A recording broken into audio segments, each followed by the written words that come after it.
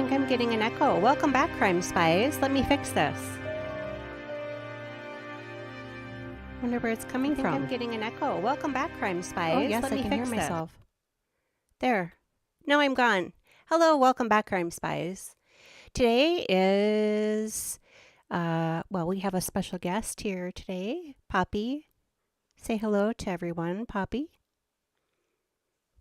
She's not cooperating.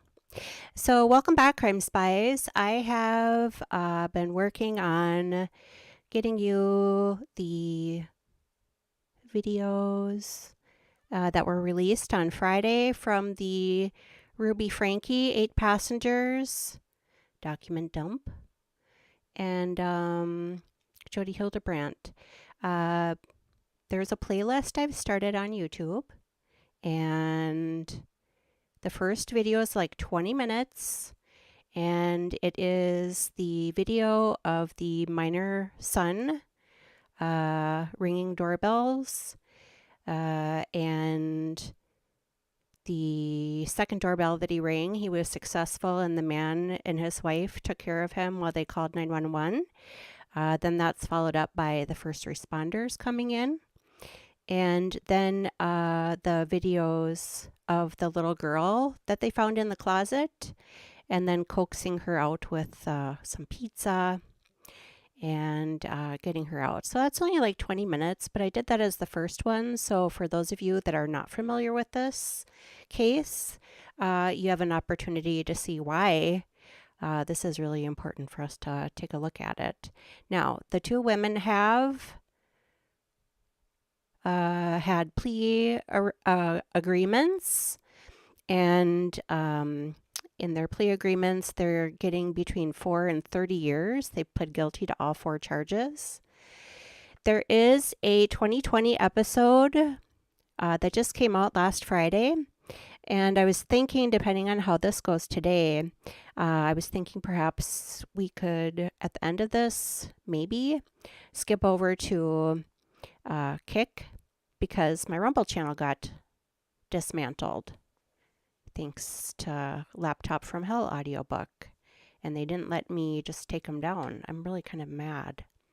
So anyway, now this video, so then yesterday I uploaded the video of them knocking on the door, confronting Jodi Hildebrandt, and then the one officer basically just babysat her while they went and searched the house. They did not need a search warrant because I forgot what they called it, but because they had a suspicion that there was a child in similar condition to the boy that they had just rescued from the other house, they went in, and then that video basically was just kind of like watching her be babysat by the police officers.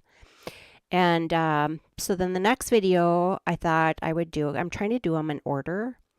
The next video that we're going to watch today is 3 hours long. And the weird thing about it is there's not a lot of audio. It's mostly just the video, and they go into the house and then they start searching. And at the very, very end of it, there's Jodi in cuffs. So that's what we're going to watch today. I appreciate you joining me. And now I need to put my video back up where it was. Oh, I just realized I was on the wrong direction here. Let's fix that. I do that because when I'm trying to like hide my headband, hide my hair in my headband of these earphones. There, now I'm in the right direction.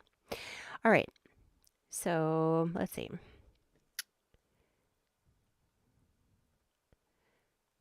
There. I wonder how that happened. Let's try one thing quick. Switch.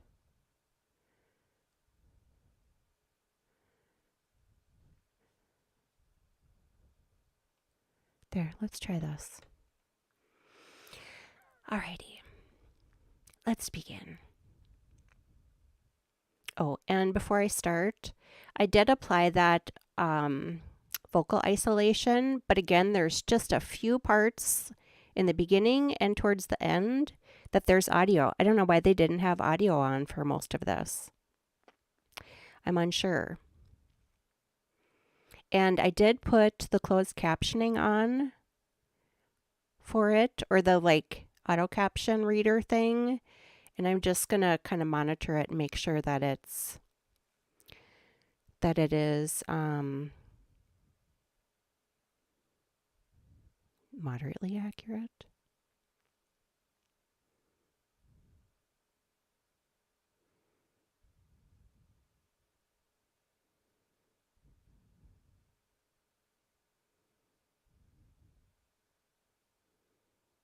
Of course, because they've got server. Okay, so now it pops on for a little while. You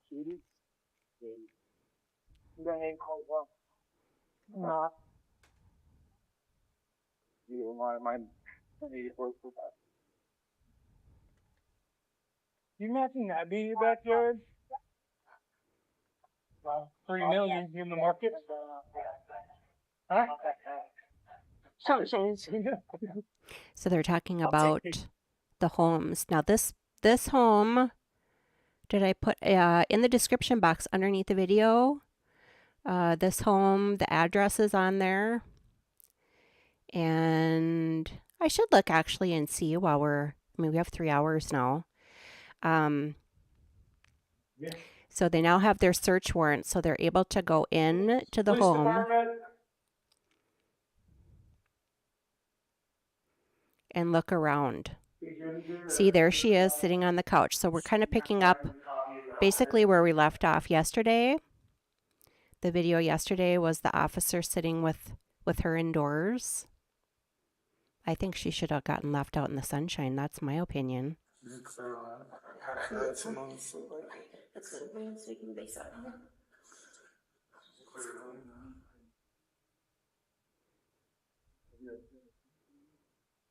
So in the video we watched yesterday, she opened the door, they grabbed her, brought her outside, sequestered her while they went and rescued E. Yes. And then they had to go get a search warrant so that they could open up the safe downstairs. Killed or hurt, we'll just have her come sit in here. Oh, so we didn't go through the door again. Real quick. We're gonna have someone waiting here with her. So Long and her just wait here. Or I can sit with her. Yeah, no, I thought you meant me. Okay, I can see the closed captioning isn't quite right, and I actually should have worn my gamer headset. There's a gamer headset my son doesn't use anymore. I'm like, would you mind if I borrowed it? Oh my god, it's Thank you. We have those other ones coming. We're clearing this room so she can be in here. I know, I tried asking her if she wanted to know. Okay. Old lady. Oh, is that who that is? Yeah, Jodi. We're putting the homeowner in here. So she just lied there last night. I don't know. We can ask again, but we're going to get in it. Oh, shoot. This is going to be a room at a time. So, yeah, I don't see anything crazy. I think she should stay in here. So we just need to make sure she's not on it. Doesn't have a phone. Just unplug it. Here's turn off that thing. Turn the power. Yep, turn off. I can't hear very good.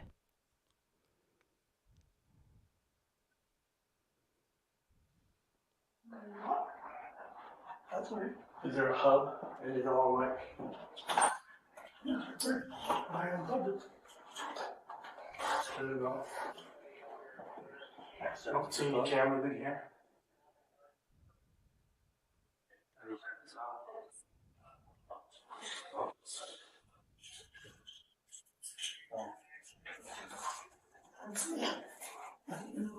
Is it hard? Yeah, go for it. What's over there? It's all right here. Oh. There you go.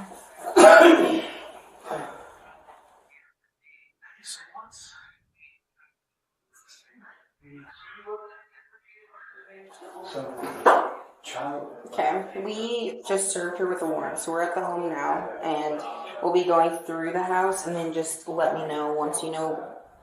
And then we're gonna have a locksmith coming too for the safe. So I'll let you know if we have anything new, and then just give me a call once you guys are good to go. I should have maybe gone through them. Okay, I mean, thank you. not. Okay, bye. Where's that at? Oh, first one on the left. About. If we're gonna have your phone stay out here while you're in the restroom. Is there another one? We're not having to go up there? It's just right there. Oh, okay, right here. Just She already went TT when they brought her inside. Yeah, it was. We had a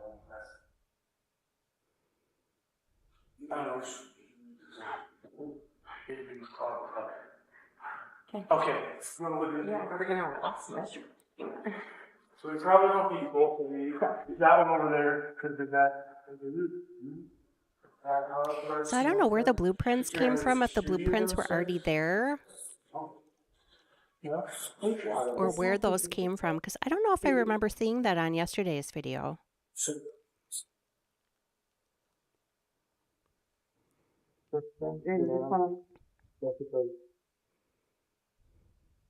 we just entered in Yeah, right. here. So now that they've served her with the search warrant, So we're now still in they're going to go through, it's 3 hours, room by room, and collect any evidence. So how many do we have in here now? Juvenile and then Jodi.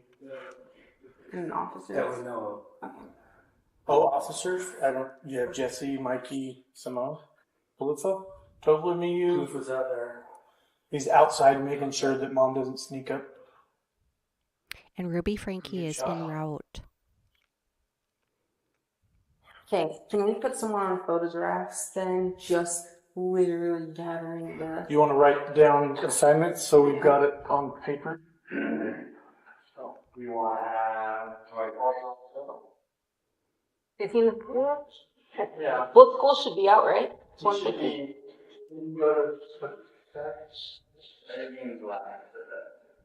I'm going to be completely honest with you. You've been very disciplined. Oh, it's on my desk. Sorry. So try to do skills.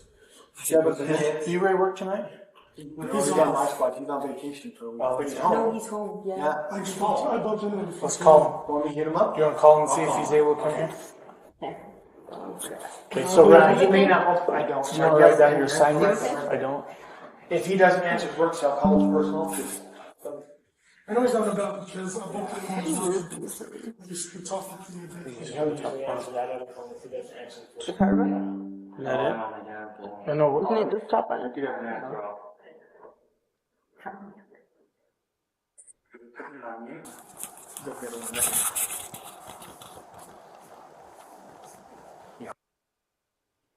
All right, now they shut off the audio. So now it's going to be silent for like 2 hours.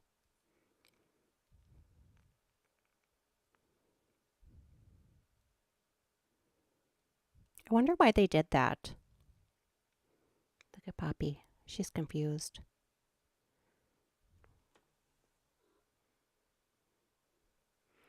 She's in a cozy coma. I should have brought some slippers.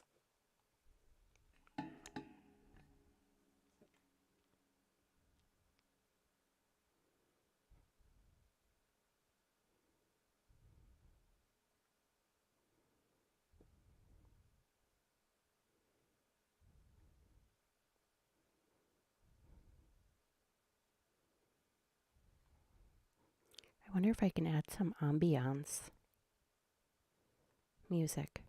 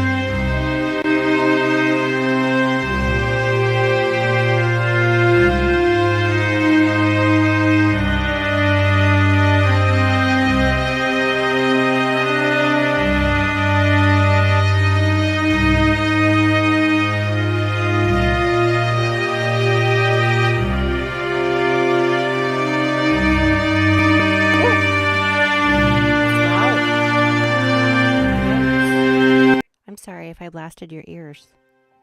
Good thing I turned the monitor on.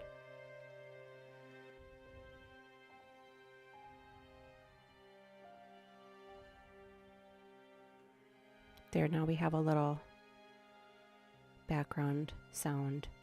My goodness, that was loud. I did turn my headphones up though.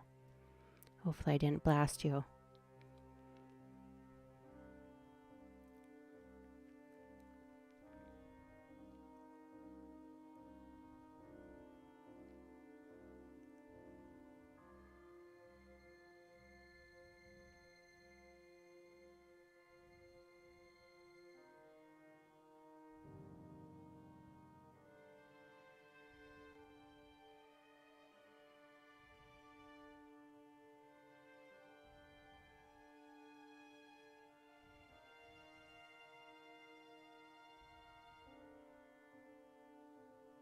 You know what? Maybe what we could do though is skip forward. I mean, if they're just going through the blueprints, yeah, let's skip and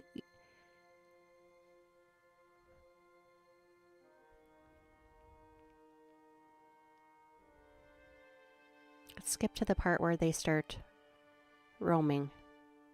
Right about here.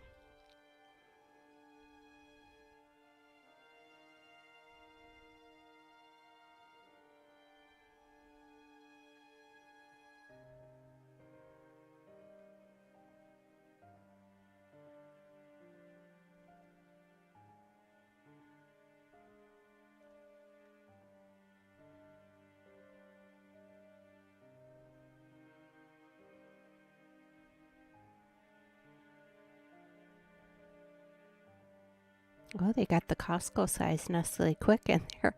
And some more, what is this, chocolate sauce here? I don't think you can see my mouse. Apple cider vinegar.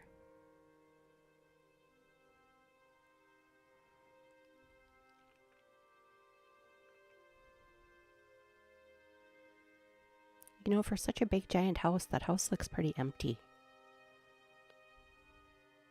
I mean, there's not even a dining room table.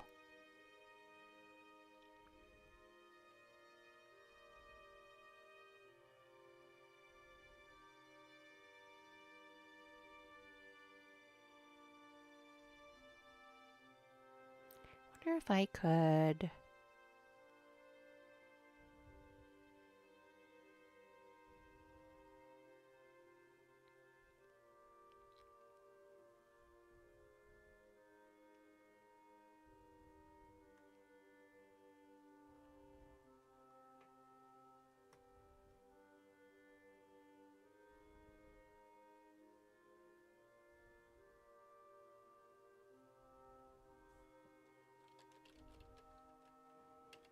There's a Zillow listing for this house. Maybe I'll try to pull that up in a separate window. We can watch simultaneously.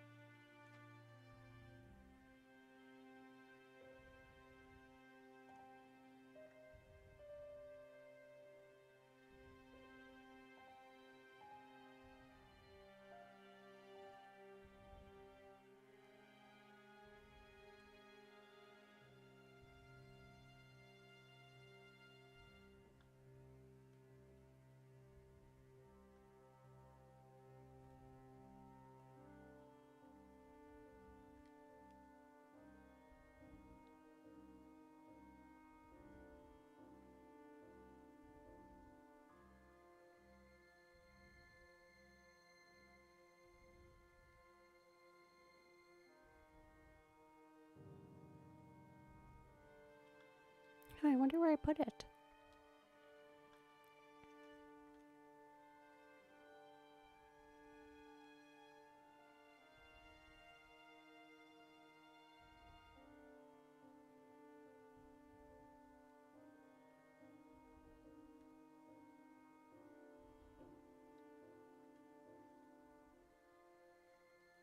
Well, for Pete's sake.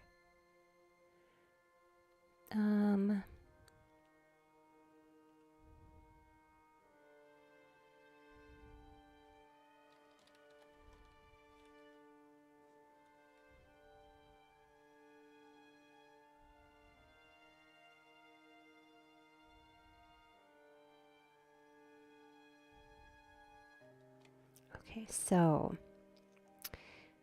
let me try a little experiment.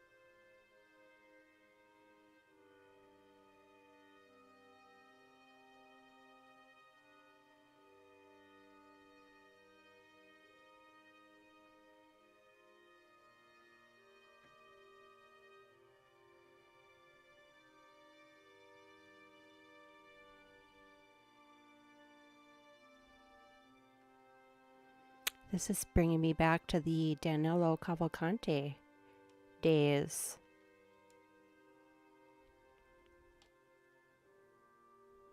Now,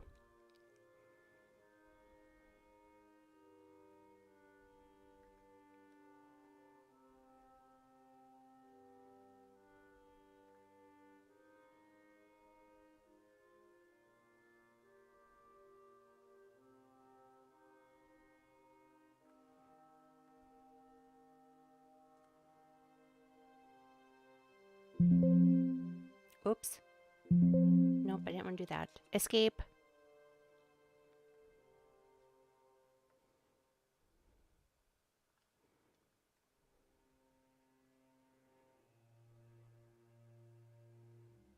All right. Well, since we're just staring at a blank screen, let's go look through these pictures. Whoops.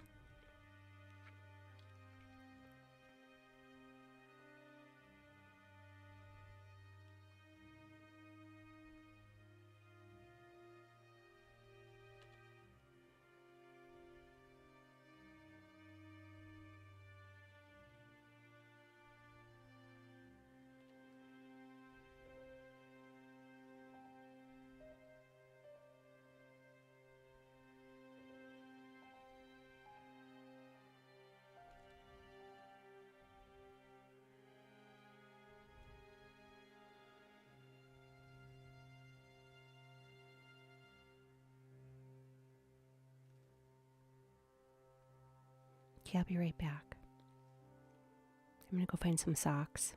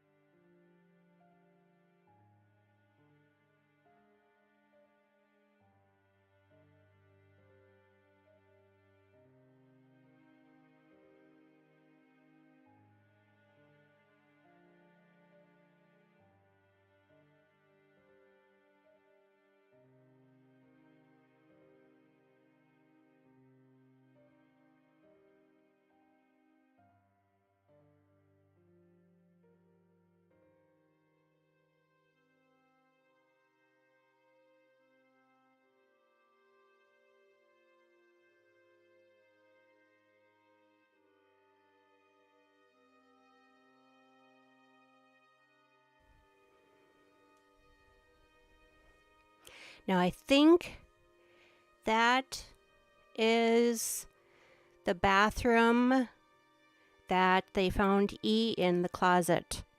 Right there to the right. I'm pretty sure. And again, that is in video 1 of this series. All right, let's look at these pictures.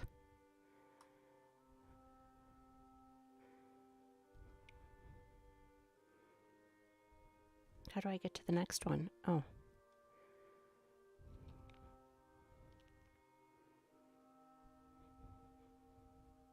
Are those houses made out of like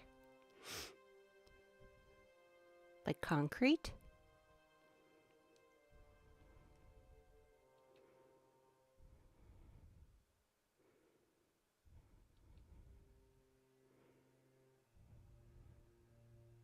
Yeah, I'm pretty sure that's the bathroom that the little girl was in, the closet, sitting on the floor. Like, you'd think that this house would have more stuff in it.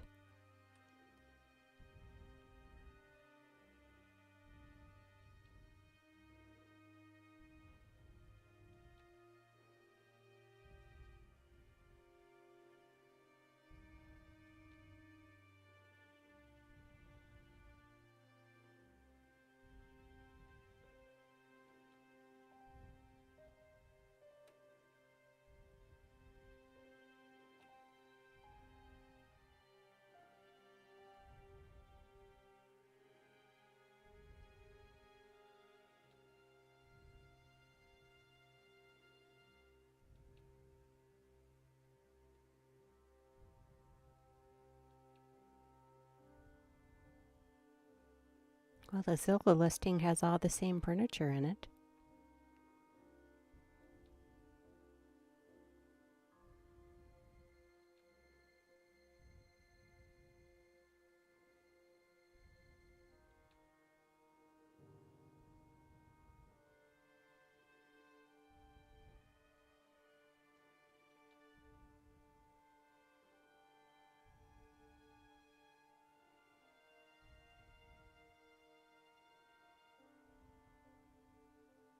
But I really wish we could hear what they were saying.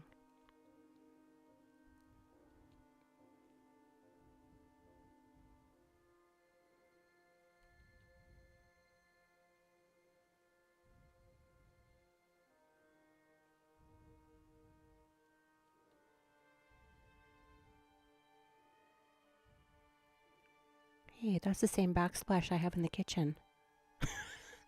Same color.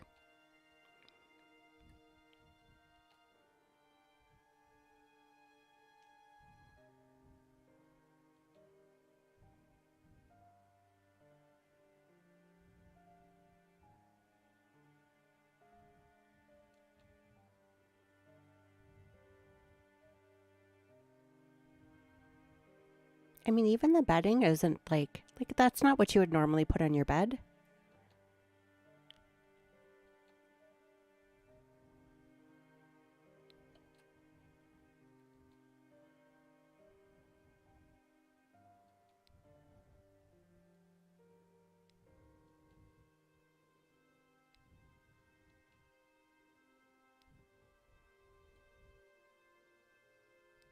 Oh my God, is that her master closet with a washer and dryer in it?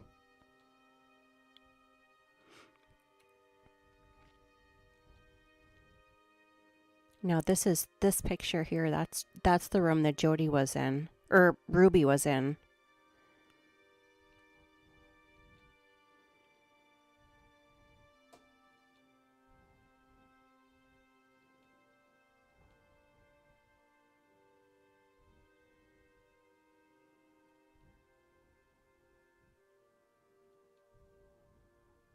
They sure have a lot of TVs. That must be a second kitchen.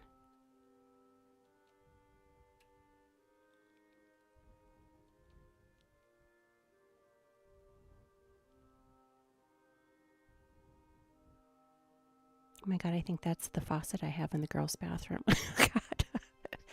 Okay,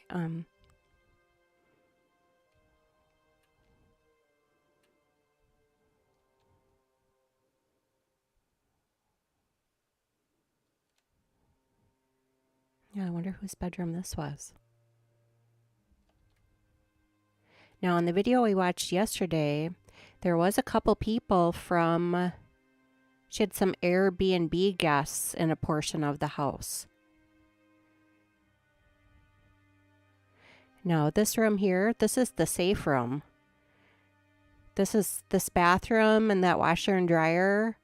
That's all behind this, like, you know, locked safe wall.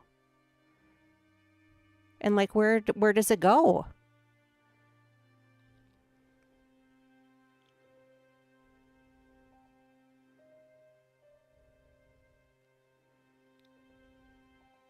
I mean, it's like a bomb shelter, kind of. I wish I could hear what we were saying, or wish we could hear what they were saying. And I wish there was a map. You know, I wonder if the map is on the documents page. I haven't gotten that far yet. Like, all of this is behind that wall. Where does it go?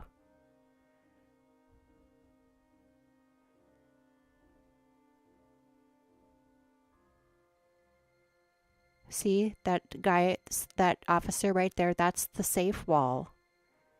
That's the bathroom and the, like, the toilet, the sink, and the refrigerator. Right as you first walk in. Like, why do you need all that behind? See, there's the big wall. That's so weird.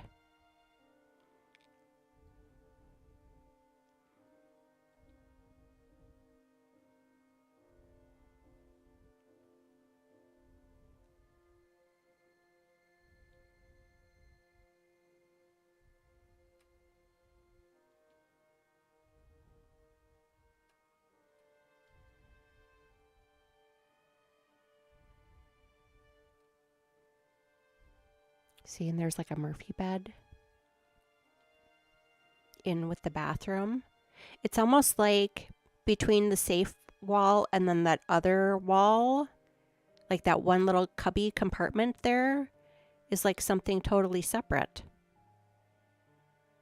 Oh.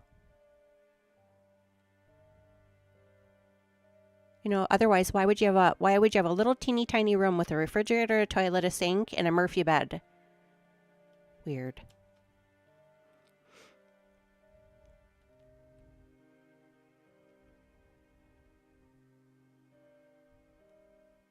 What do you think, Poppy? She's sleeping. There is a way for me to set up a kitten cam. I found out how to do it with Streamlabs here. And from what I read, I can have 11 cameras.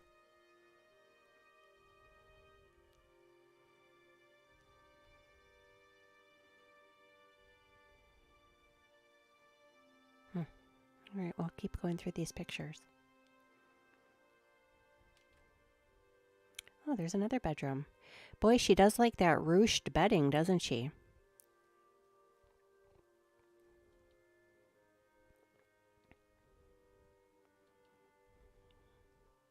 Remind me to throw out all of my ruched bedding.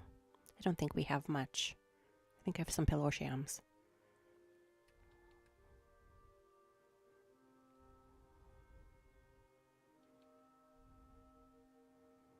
Well, whoever built this house did a beautiful job.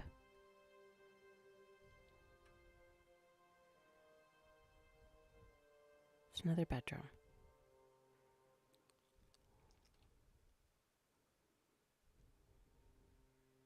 So that's why they're going back to the blueprints, because it looks like there's a bunch of hidden rooms. There's another refrigerator.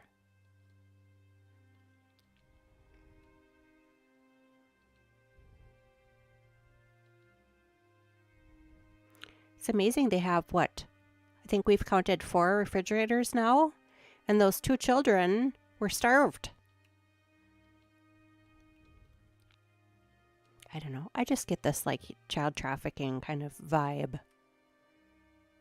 Oh, there's the doggy wash station. Apparently, according to Ruby's journal, that's where the minor boy R got hosed off.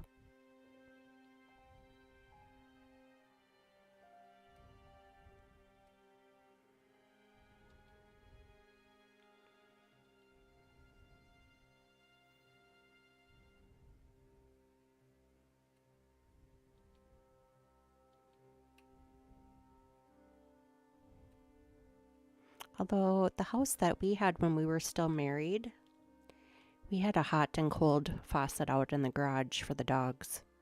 Because, you know, you don't want to give dogs a bath with cold water.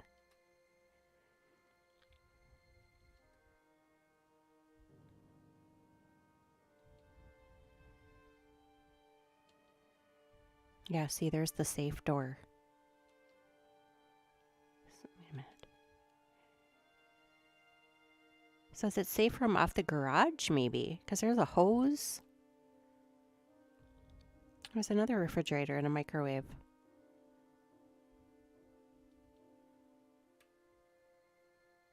Wait, is that a different tiny room with a Murphy bed? Or is that the same one? No, that's the same one.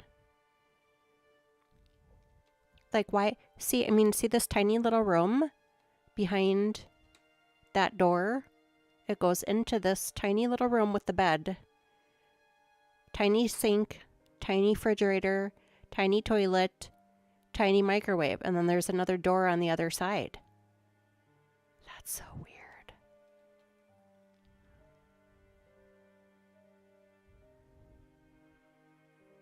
I'm like, what's this room for? You got the doggy bath over on the one side, and then you have the like utility sink on the other side with a counter. Like, is that like a doggy grooming section, or is that, what is that?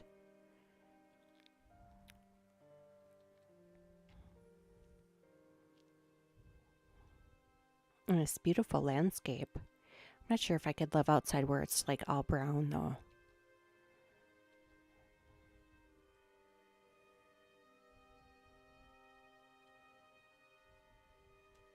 Is this a bathroom off the pool, maybe?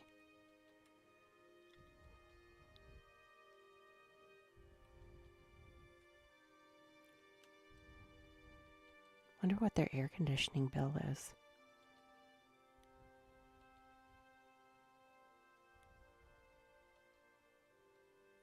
Well, I can see why they're going back to the blueprints all the time.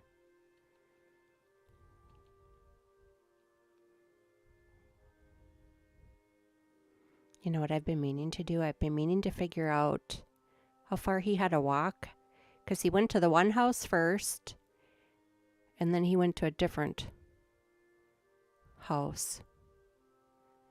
I don't know. I get like a creepy vibe. Like, I don't know. Must be my tinfoil hat talking.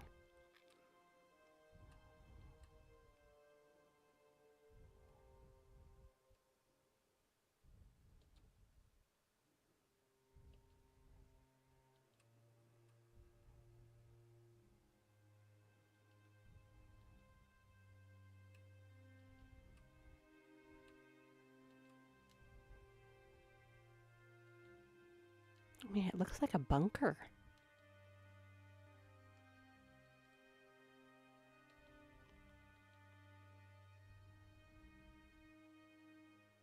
Doesn't it look like a bunker? Maybe they're... Well, are they all one level out in Arizona? No. There were stairs. I don't know. Maybe they built them underground for energy conservation or something. It's not very good. It doesn't have very good curb appeal, in my opinion.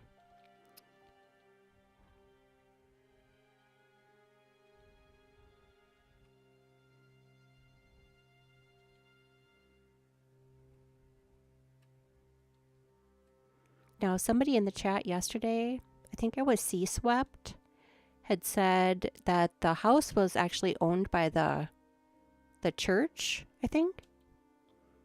Question mark?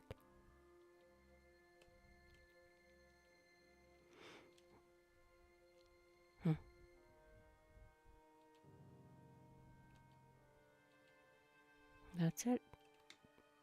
No, I don't want to take a tour. Satan lived there. Where's my mouse? Back to the listing. It's currently for sale. 5.3 million. Who's got 5.3 million for Satan's old house? 5 bedrooms, 6 bathrooms, 10,000 square feet. Estimated monthly payment $30,000. 1.45 acres. Built in 2017. Oh, only $58 a month, homeowners association. Let's see what it has to say. Nested in the scenic beauty of Kai Enta, this property is a true masterpiece with stunning custom features and finishes that will take your breath away. As you enter, a unique and beautiful custom mahogany door accentuates the home's luxurious feel. A generous number of skylights energize the home with natural light, providing welcome comfort. Unless you're a little kid. Remote control blinds allow the homeowner to control the desired light and access to the incredible scenery that is the very core of this home's ambiance.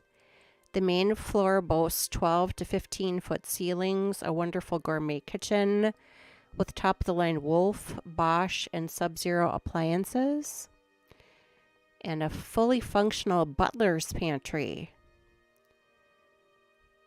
There are also, we had a butler's pantry too. We'd never used it. It had like a little sink, and it was just like another counter to put junk on. There are many additional custom features that can only be seen and appreciated when you request your personal showing. Make sure to bring your cross and your exorcist sidekick. The master suite is a true oasis with 5-foot horizontal fireplace, stunning views, and a large TV. The walk-in closet features seasonal luxury build-ins, a washer and dryer, butterfly dryer, and an in-floor safe. I wonder what was in the in-floor safe. The master bedroom is equally impressive with a freestanding luxury soaking tub, wall-mounted TV, a beautifully customized shower and steam room. The fully serviced Castina suite. Well, shouldn't that be the full service Casita suite? Is the perfect private accommodation for your distinguished guests with a private entry, beautiful views, and luxurious amenities. The lower level of the home is perfect for entertaining with a full-size gourmet kitchen, media theater room, and large family room. The patio area is perfect for entertaining friends and family with a wonderful pool with a rock water slide feature. Spa hot tub, fire pit, and an outdoor kitchen. The large screen TV is perfect. Boy, they sure got a lot of TVs. They're in that same area where that little girl was rescued from. Large screen TV is perfect for enjoying the big game or movies while soaking in the hot tub. Now they're in Ruby Franke's room. Other notable features of the stunning property include large storage room under each of the 3-car and 2-car garages. So 5-car garage space. Each garage also has built-in cabinetry and a pet wash. This home truly has it all, including demons. And with its stunning features and finishes, this home is truly a one-of-a-kind life adventure.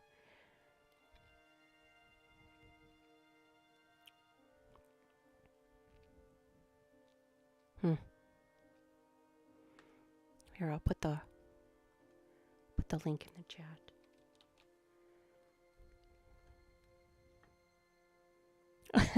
Rare Aussie, nice to see you. You don't have one TV? We have TVs that we don't really use. I use this one TV here for my monitor. Isn't this something else? It's crazy. All right, let's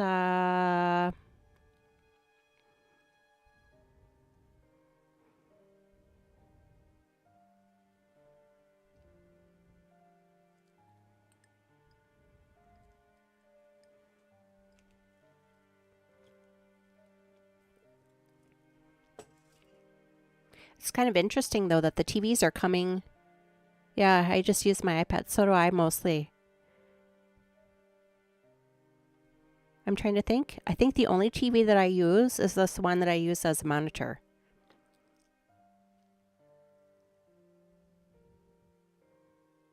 But like when you sell your house, you don't normally sell it with the TVs in it, do you? If they're on the wall. So right now they're in Ruby Franke's bedroom. And her journal is on the night table. Or at least that's where I think they found it.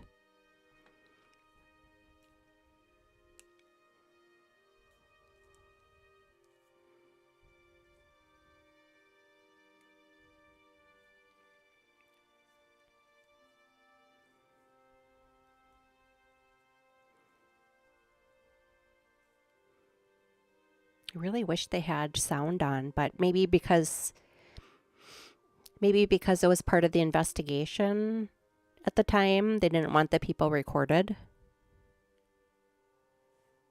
Like what they were actually saying. I guess that makes sense. I gotta admit, I am kind of lost. Now, this room here that they're standing in now, that's the room when Ruby Franke does actually show up. Because, see, she's beat feetin'. She was notified that the police had rescued her son and daughter. And she was heading down. And she lived a couple hours away. And I'm not 100% sure why. I mean, because she obviously was living there, but I'm not 100% clear on, like, did she go back to her other house and, like, when she was at the other house?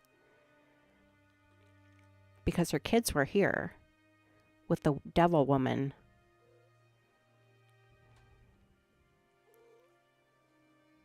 I don't know. I just get, like, a compound kind feel.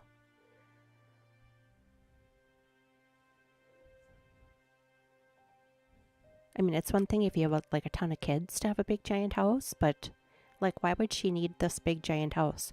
Or like, you know, you have the mother-in-law suites for like elderly parents. I mean, that's very common.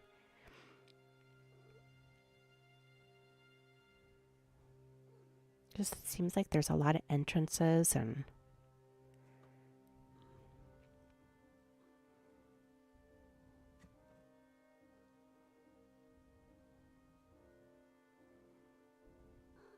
I'm not really noticing them collecting any evidence. I think they're just exploring.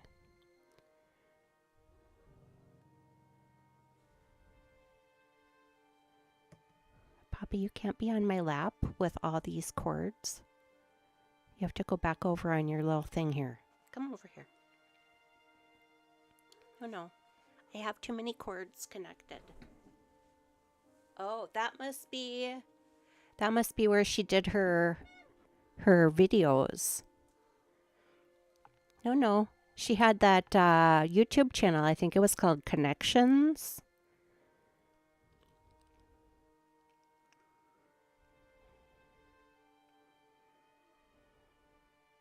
Look at that, like it's just totally bare.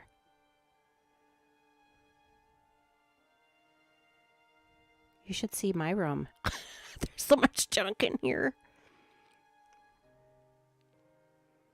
This house is lived in. Poppy, you have to go over here. Go over there. Come on now.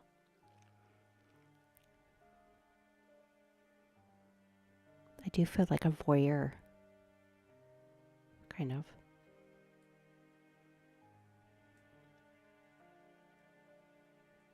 Is that barbecue? Like, why would you have that much barbecue sauce?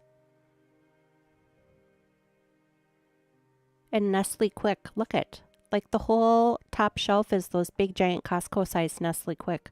Who drinks that much chocolate milk? Somebody there has a sweet tooth. Did you see those big giant things, a double bubble? I don't know who can eat that gum. Poppy, you're driving me crazy. No. There's cords. You will disconnect.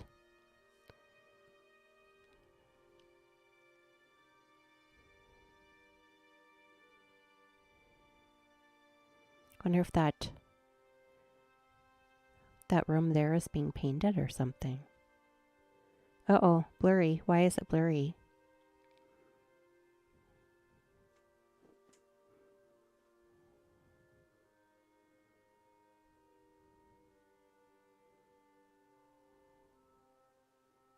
I wonder why they blurred that out. Is that the kids' room, maybe?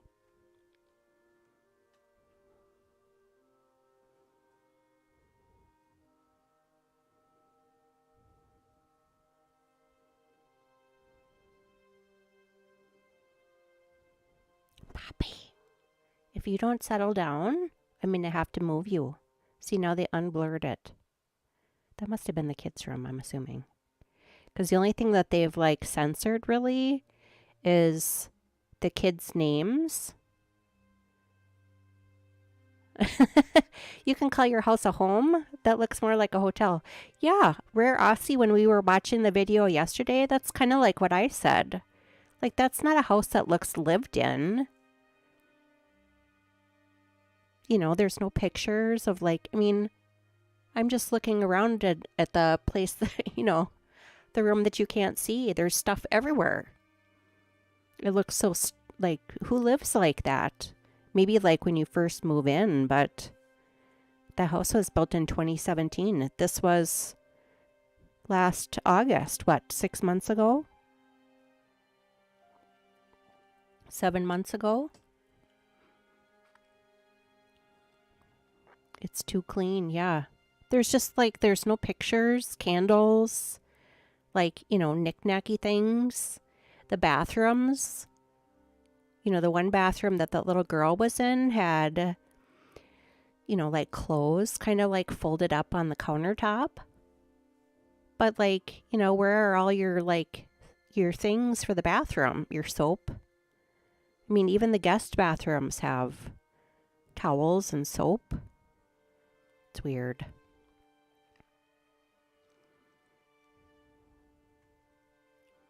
At first, I thought when I first opened up this video, I thought, oh, well, maybe this is like the non-audio version, and there is no actual audio version. There's just the audio at the beginning and then at the end when they're arresting Jodi. And otherwise, it's just them walking around.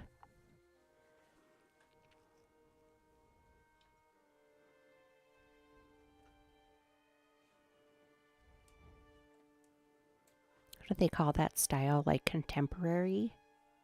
I don't like all that, like, metal look.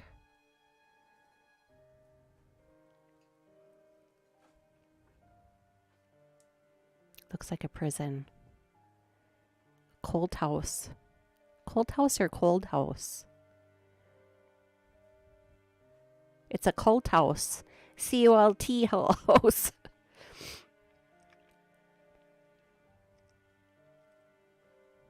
It's a cold cult house. Oh, there she is in the closet. Oh, see, I thought they had taken her out of the closet by this point. Okay, so see how that little girl was sitting there in the closet with the officer? Oh, see, I thought she was already gone by now. So that's in video 1. Cult. It's a cold cult house. Well, that's also like what we were talking about yesterday too, was, you know, this is a LDS church.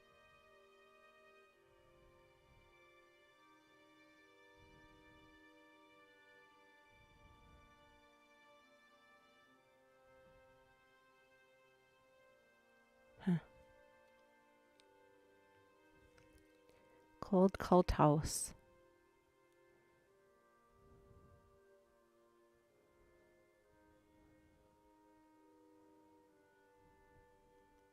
So after this video is over, like I said, this is a long one. It's like 3 hours long.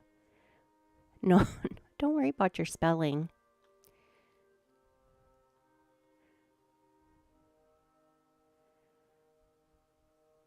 Then the next videos, so at the end of this, they show Jodi being handcuffed and escorted, I think, into the police station. So the next couple of videos are going to be like their first 2 interrogations, which are really short. Ruby Franke is like 3 minutes long, and she just stares at the lady and then just spits out like lawyer, and that's it. And then Jodi, hers is like 6 minutes long, and she basically just refuses to cooperate also. And then there's a couple more longer videos, and I think then it's just audio of Kevin Franke. Wait, where's my list?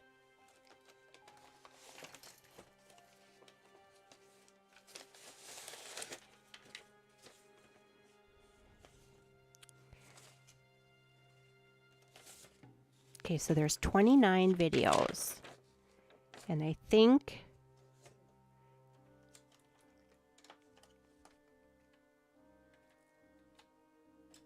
that first video 1 of this series, that's like 10, because it's all the videos of that little girl that was in the closet. It starts off with a little boy ringing doorbells, and then the or the first responders showing up, and then all the little videos of that little girl, them coaxing her out of the closet, because at first she wouldn't talk, and at first they thought she was a boy because her hair is all shaved off. Let's see, there's 1, 2, 3, 4, 5, 6, 7, 8, 9, 10, 11,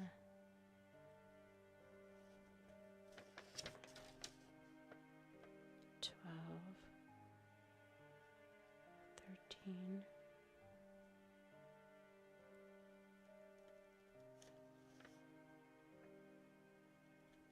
'kay, so that first video that only has 20, that's only 20 minutes, it actually has 16 different videos in it. I'll have to set my alarm. I love to see all of it.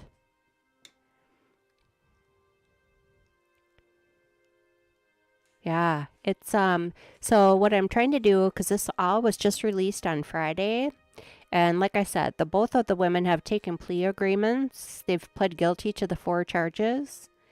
So they're in prison for a minimum of 4 years, a maximum of 30 years. Their time in prison is actually determined by the Utah Board of Parole, not the judge. So they're both in prison now, and they'll be in there for however long. But this made quite a splash when it first happened, because the Ruby Franke, the mother of the 2 little kids that were rescued here, she had a channel on YouTube that had like 2 million followers. And okay, so 16, so that gives us 13 other videos. And the one, I think this one here is the longest. It's called Evidence Gathering. So this is in video 3. And the one we watched yesterday was called First Entry. And then there's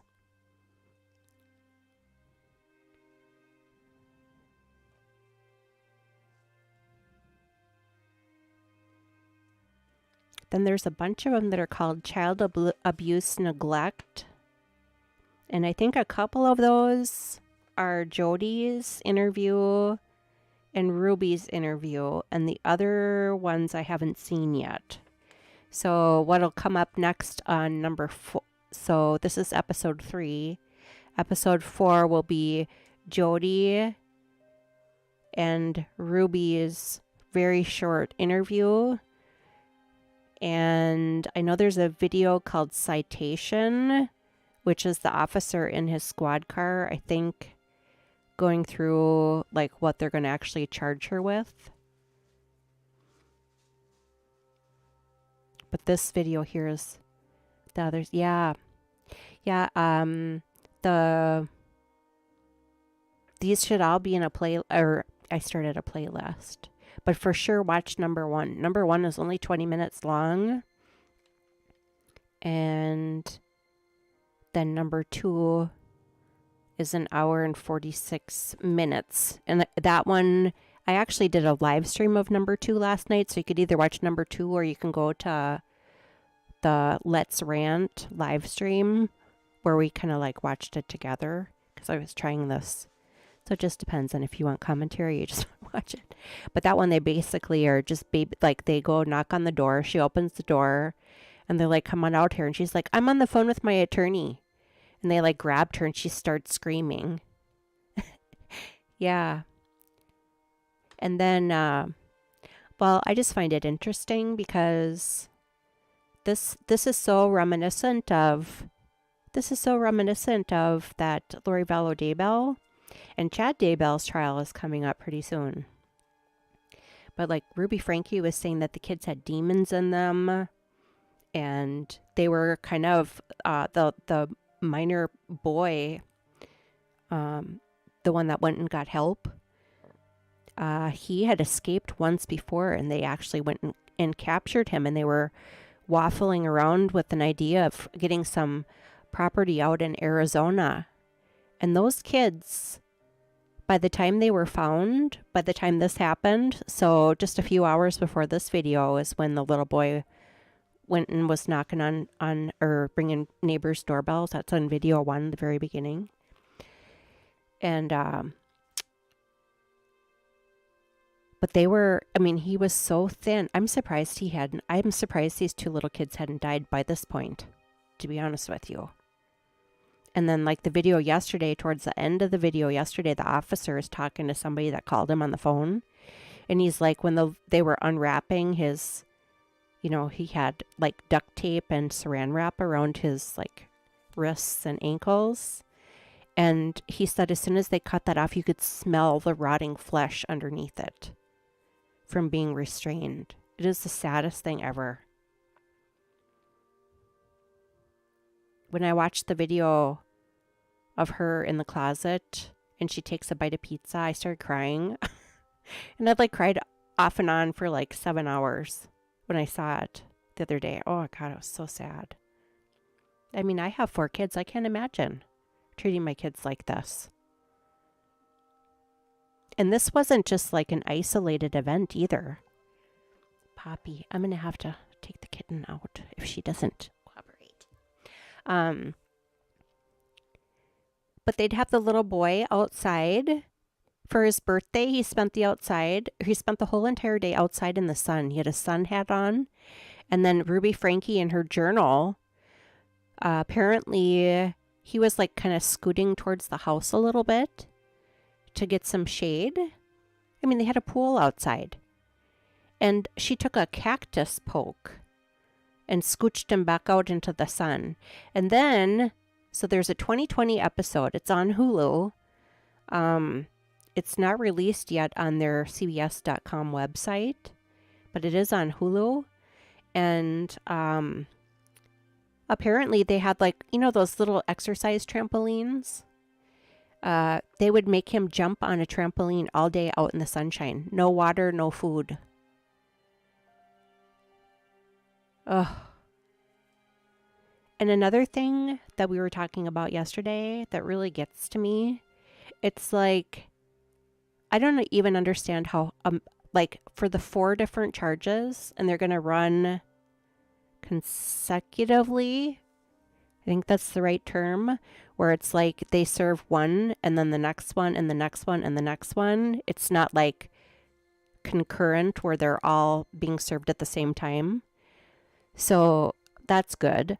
But of the 4 charges, if the minimum is 4 years, that means that the minimum sentence on each of those charges is 1 year. I don't even know how that's possible. Yeah, lost for words. Yeah, it's so sad.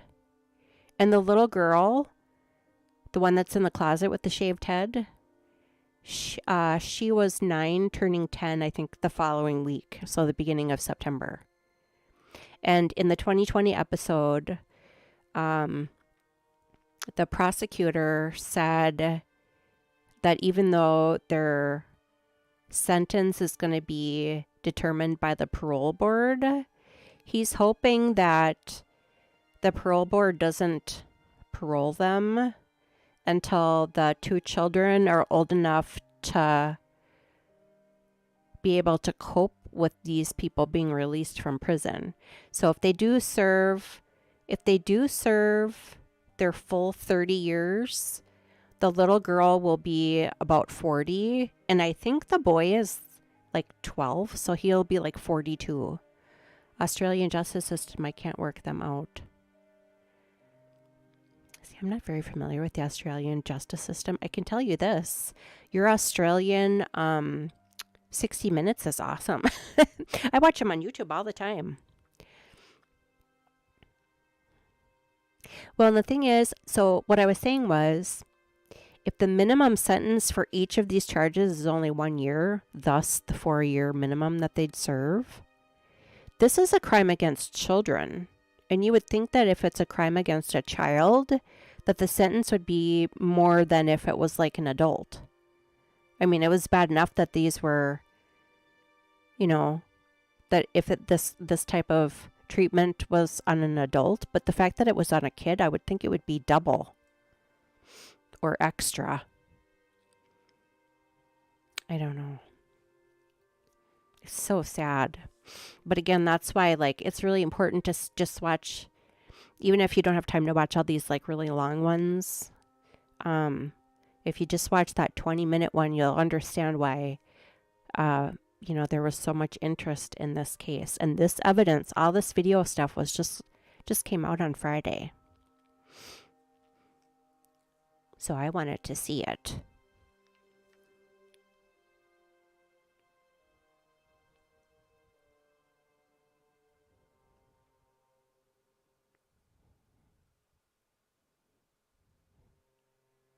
Oh, and another thing, so the little boy, when he goes out to the, when they have him in the ambulance, you can see he's got his wrists and ankles with the duct tape and the saran wrap.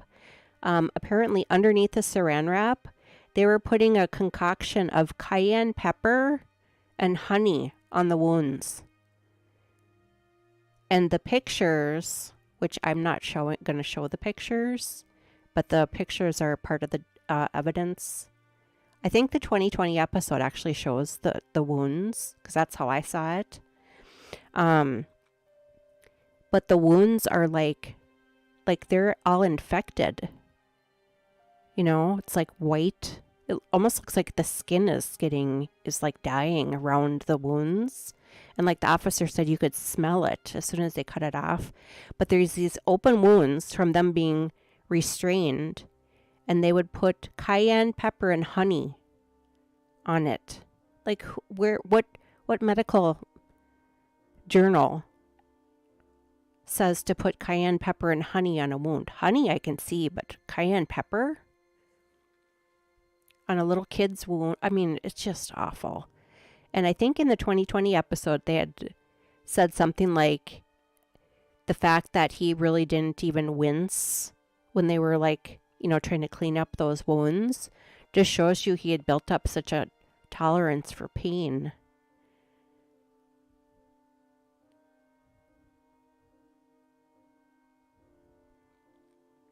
Just awful, awful, awful people.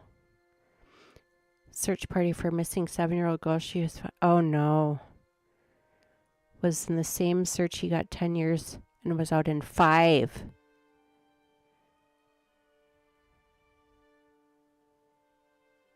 So the girl that you were searching for, he was also searching in the same search party?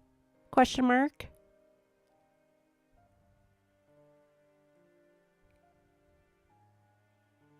And if she was not found alive, he only got 5 years for unaliving.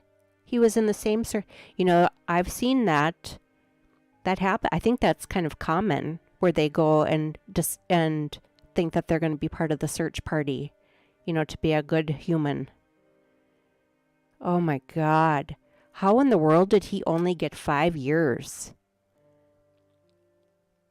for unaliving a 7-year-old girl? Oh my God.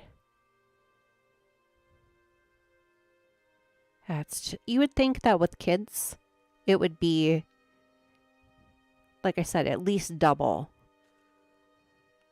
Oh my God. I mean, here in America, if you unalive someone, like, you basically never get out. Which in some cases, like the Menendez brothers, I asked the same question, why? But like the Menendez brothers, I think 2020 also had, oh my God, Poppy, no. See, I need like wireless stuff, because she disconnects things here. Heaven forbid she just sit on this cute little cushion I have next to me. But the Menendez brothers, there was a documentary that came out last year. I think it was on Peacock. And it was 3-part documentary. It's called Menendez plus Menudo. And Roy, one of the kids from the original Menudo band, corroborated Lyle and Eric's story about Jose Menendez being a, child abuser.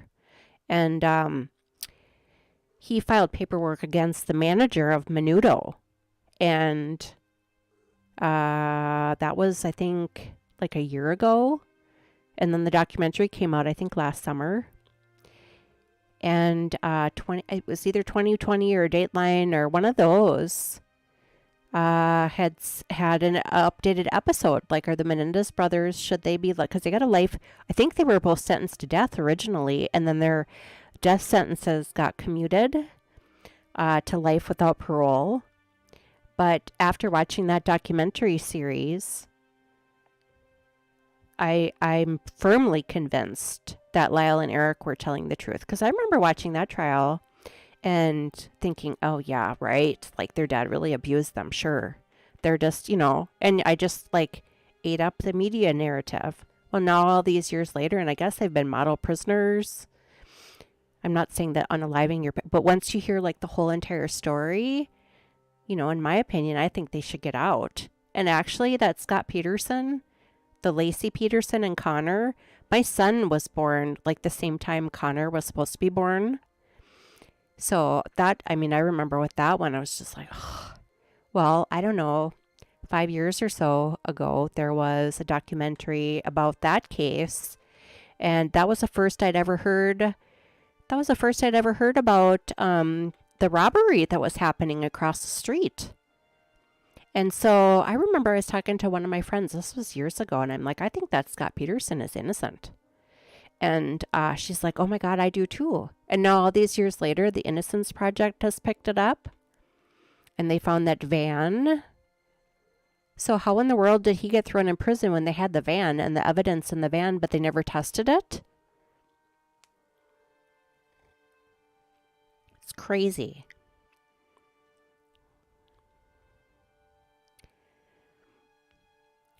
The Aussie justice system sounds as bad as the U.S. Well, and then there's that Zachariah Anderson case. We did a rewatch of that trial between Christmas and New Year's, or like over the Christmas, New Year's, like that 2-week period. Wisconsin, they never found the body. They never found a murder weapon. And he's in prison for 30 years. And in the whole 2 weeks of that case, I never saw one thing that led me to believe that the story is on the Ebony Simpson case. Oh. The little girl that the guy was in the search party? Let me write that down. Like I said, I do watch that Australian 60 Minutes. Ebony Simpson. There are so many missing people. There's a guy, Raul, on X, formerly Twitter.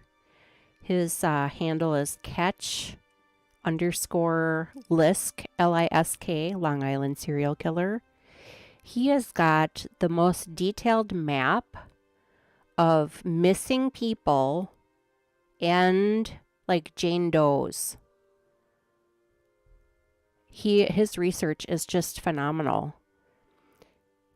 Been to Australia twice, but it was back in the 80s. 83, 84 for 3 months and 1 month in 86.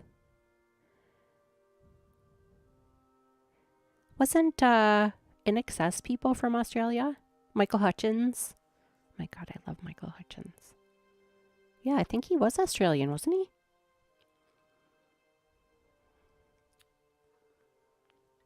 I think I have to let the cat. Yeah, Michael Hutchins. Yeah. Oh my God, when he died, I was crushed. I did see In Excess with that J.D. Fortune. He was very good. He didn't last long with the band. Oh, speaking of, The Voice. The Voice is it the battle round still? Or is it the knockout round? I'm addicted to The Voice.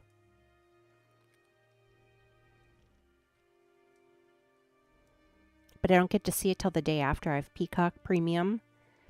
And they don't have it live streamed, so you can't watch it live. You have to wait till the next day. It's really stupid. I'll be right back. Just one moment, please.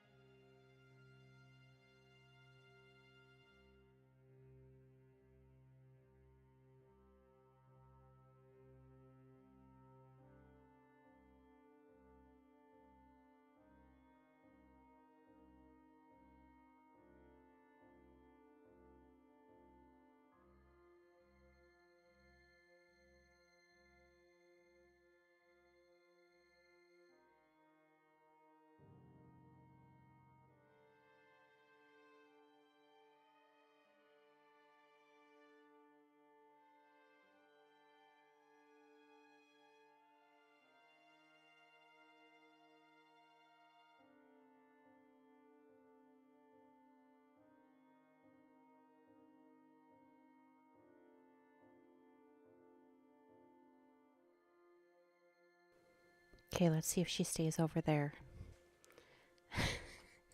She needs attention, I guess.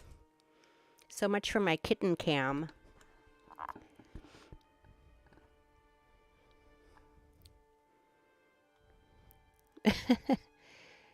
Nothing really has changed.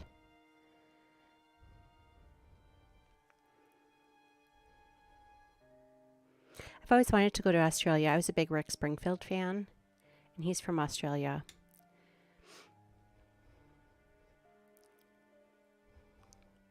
I wonder if there's a way for me to make this go by a little bit faster. Speed. Since there's no audio, I think I'm going to do that.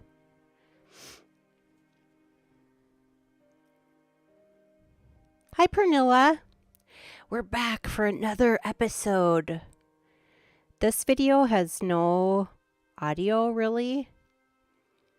And that's a little fast. I wonder if I have, do I have a 1.25?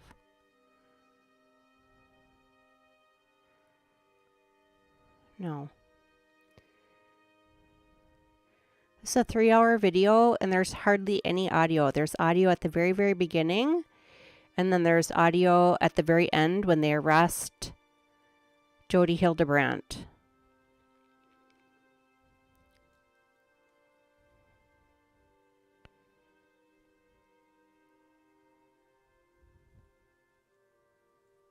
Yeah, I love Rogerland 99.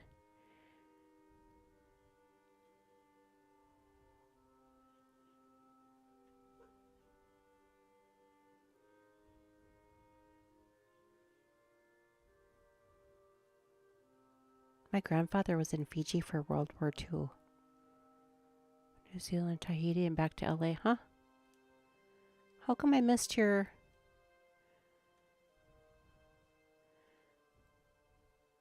I have live chat on. Weird. So yes, we're watching this. They're gathering evidence video. And like I said, there's basically not a ton of audio in it. I did just bump up the speed. I could have sworn we saw this part already.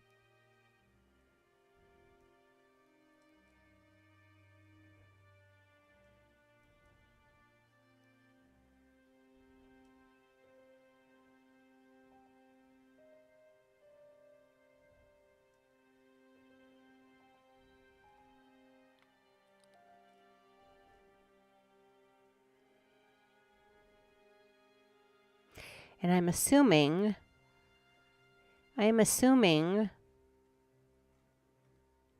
that door is so, yes. Oh, here. At the beginning of this live stream, let me copy this. We looked at, because there's hardly any audio on this video. Here's the link to the Zillow. There's 157 pictures that we perused through. I know, it's always nice to go back home, isn't it? I've only been to Europe once. I went to London for a week. It was really expensive. Yeah, so we perused through that at the beginning of this video. This house is 10,000 square feet, 6 bedrooms, 5 bathrooms. Hi, Lefty. We're back for another video. This one has no audio. Well, there's a little bit in the beginning and a little bit at the end. I did bump up the speed, although I'm going to put it down now because this video is called Gathering Evidence. And here they're in Jodi's room. This is the Jodi journal. Actually, I can drop that link for you too. McNugget, false victim. Sup, Lefty. Hello to you.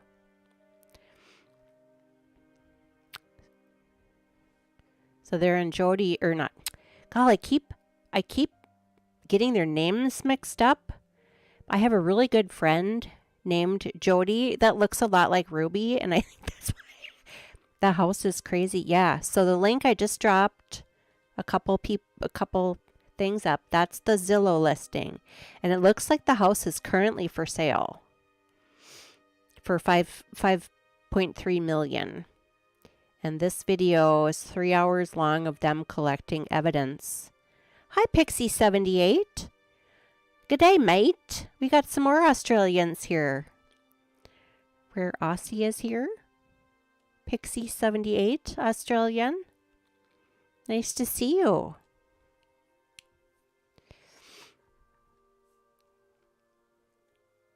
Oh, I know. Her journal.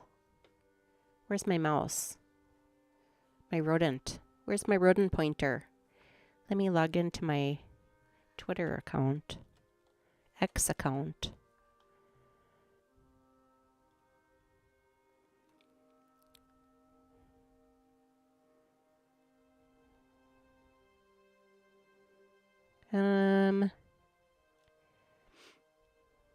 Okay, so this next link I'm going to drop you is okay, that link from the kutv.com/resources, that's the Jodi journal that they just found in the video. Oh my God, I'm starving. I have grapes behind me. Oh, and you used to work on Kangaroo Island. So, like I said, I was a big Rick Springfield fan. Hi, Jamie. Hello. I still haven't mailed your stuff. But Rick Springfield is from Australia. So I told my dad growing up, Dad, I'm going to move to Australia because that's where Rick Springfield is from.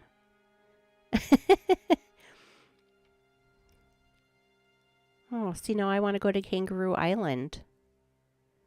What's the weather like in Australia? We got snow. Like it was almost spring.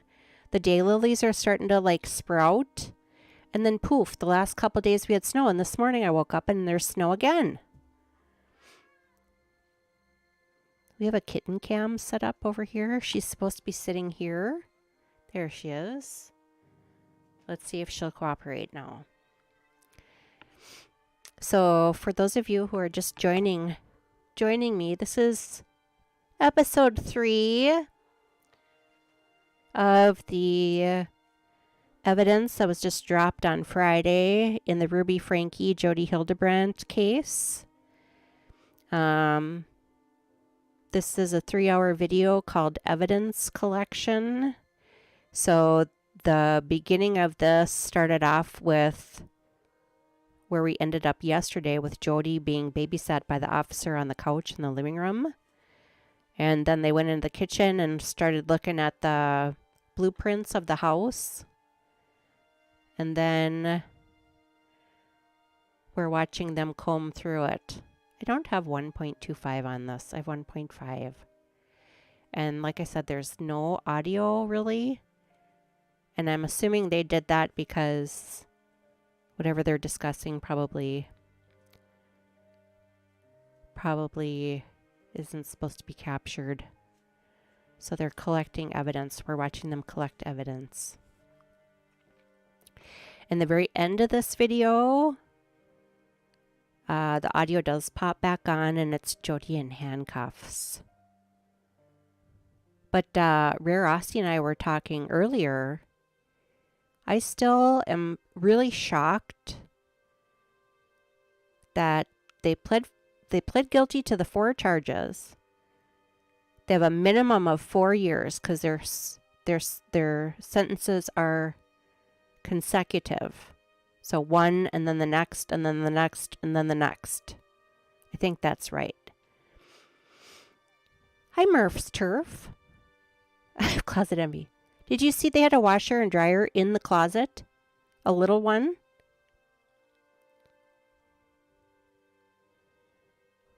Here, I'll put it back down. I do like bathrooms. I mean, if anything, it's like house scoping. It's a beautiful house. They have a doggy bath in the garage.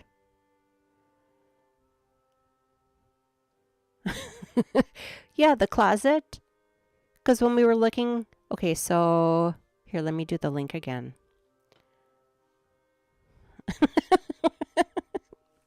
Here. So we looked at these. Here, I'll drop it again.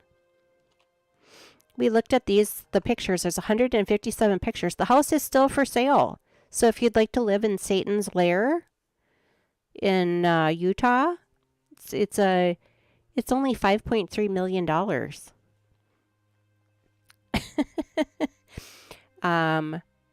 But I was like looking and I'm like, okay, here's a really nice, closet. And like, I mean, there's a lot of closets that have like, like a center island in them. But I've never seen a closet that had a washer and dryer, like a little stackable one. Seriously, you'd need an exorcist to come with you.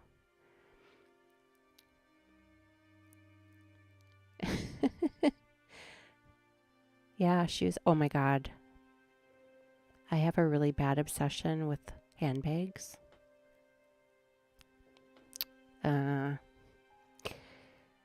Very bad one. If you saw my closet, my daughters go in there and they want to like write stuff because like in my will, there's like a section that like, yeah, it's in the will. So like when I had my will drawn up, and then he goes, now, if there's like personal property that wants to go, like you want to go to a certain child or whatever, they have to write it down. So over the years, they've like written down I want mom's Gucci bag.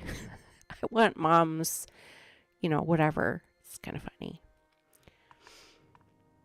I have a very bad handbag obsession, specifically Kate Spade. And shoes. I do like Clark's shoes. I have bad feet though. Hi, Iris. Hola, ¿qué tal?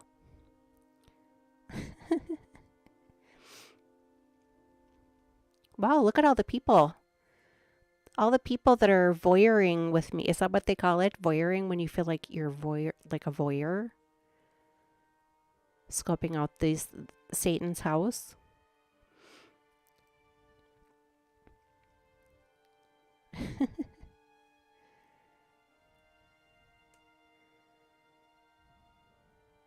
So I'm assuming this is Jodi's bedroom. Yes, this is the master. No. No, that's not right. Now I'm lost again. Yeah, I do feel like a voyeur. But okay, so we were talking, Rare Aussie has been keeping me company for how long now? Doesn't say. However long we've been here. And, it's really surprising that there's hardly anything in this house. This house was built in 2007. This video was taken August 30th, so 7 months ago. And it really doesn't look like there's, does your, in a $5 million house, don't you think you'd have a fancy, duvet and dust ruffle and, decorative pillows on your bed? I said last night in the live stream, it's like they're house poor. Now they're in the bathroom. That's where that little girl was found. So in episode 1 of this series, if you haven't seen it, it's 20 minutes. And that's the one where the little boy goes and rings the doorbells. And the second doorbell, he was successful at rousing the owners, who subsequently called 911. And then there's a video in the ambulance with the officer talking to him. And then they go to the home here, and the final videos are coaxing E out of the closet. Spent all their money on the house and couldn't afford. Yeah, so common. My house is full of junk. Over the years, you collect and you got, well, I'm just thinking drapes and curtain rods. Are we seeing any of that in there? It is sad. Iris, I cried for 7 hours when I saw that little girl take a bite of pizza. I lost it. I'd waterworks. And then I'd try to take my mind off of it, and I'd start crying again. Oh my God, it's terrible. So sad.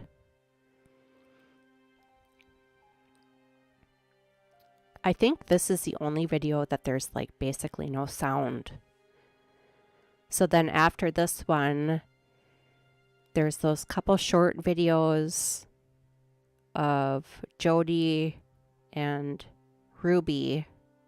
Ruby's video, she just stares and then says lawyer. That's all she says. If there's enough people interested when we're finished with this, I'd be happy to send you over to Kick and do that 2020 episode. I can't do it on Rumble because my Rumble channel got taken down from Laptop from Hell audiobook. But that was kind of an update on the case. It's not on their CBS. If you have Hulu, it's on Hulu. It's still locked on CBS.com. This must be her bedroom. The devil's, Satan's lair. Legit. Yeah, I think the Zillow listing said. Yeah. lefty. I had like 460 followers. All my politics stuff was over there. I had like 20 audiobooks. And all of a sudden, like a month or so ago, I got an email saying there was a copyright infringement and I got a penalty of 26 points. And then like bing, bing, bing right after that, it was like part 2, part 3, part 4, because Laptop from Hell was, I don't know, 8 hours or something. So I had it in like parts, like, 4 parts. And with Rumble, if you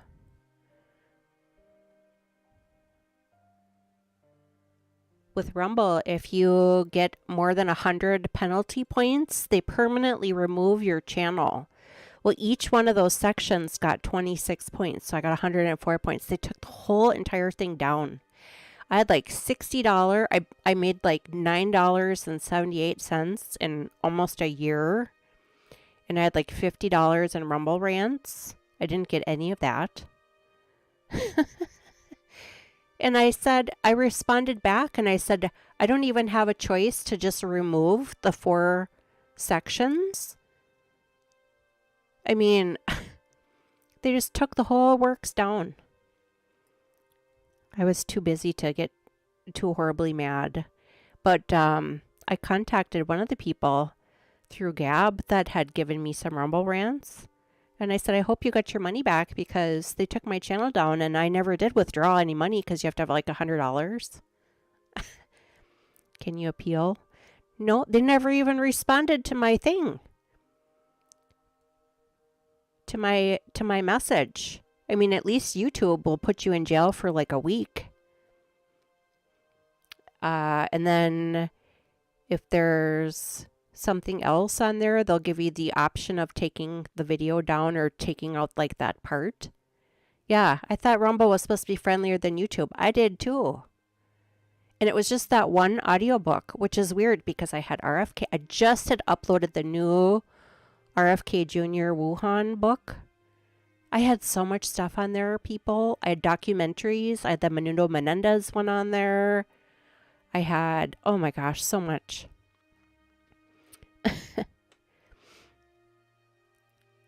Oh, from here, huh? Unsubscribe. YouTube just sends you a notice to edit it and republish. Yeah, except for I got taken down for a whole entire week for playing It's Okay If It's a Three-Way, the SNL Justin Timberlake Lady Gaga bit. I got in jail for a week for that. It was actually kind of worth it. There was we were waiting for court to come back and I thought, oh, I can just play this. It's like, over 10 years old. It's really funny. One of those Lonely Island videos. So now I started a new channel. I have like a couple people contacted me through Twitter and or X and said, what happened to your Rumble channel? It's gone. And so I have like a few, but I don't think all I put up there was like one thing with my audiobook. I had just made like this audiobook, like little video to play showing all the covers. And I'm like, all my audiobooks are gone. Jailbird. Yeah, so YouTube, I mean, at least YouTube, you know that you're, where you can push the limits, I guess. They're back in Ruby's room now. Put you in prison. Yeah. Well, and, okay, so episode 1 and 2 of this series that I just uploaded yesterday, I took a little clip of a song I kind of liked through Mixit. And normally it's copyright free, and YouTube, they put a copyright claim on it, but it has like no effect. It just says copyright. And so I had to replace it with the song that we're listening to that's in the background really low. And that I got off of YouTube. Ugh. You did my stream. Oh. Okay, that's never happened to me. Well, no, it has. Actually, I think when I did the It's Okay If It's a Three-Way, SNL thing. That was when I was still using StreamYard, and in the upper right corner, like there was like this red light that came on. And I was like, oh my gosh.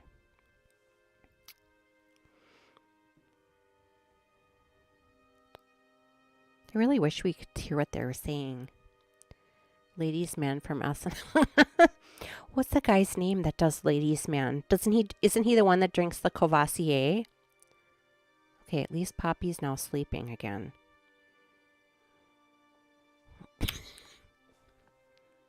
Kitten. I made her a little pillow. I found some fabric. And I made her a little pillow, and I put a little heating. Oh, here she comes again. Dang it. Just when she was all comfy and cozy and not trying to disconnect all my wires. With your Courvoisier. Now, what does he say? Doesn't he have like a lisp, kind of? Ladies man, I think. I forget. It's been a while. Tim. What's his name? Tim something. Tim Meadows. Isn't it Tim Meadows? I was watching, after we were done watching the video episode number 2. Well, the Let's Rant one was just watching episode 2. Tim Meadows, yeah. I went over to Shizzy and said hello to him and Mo.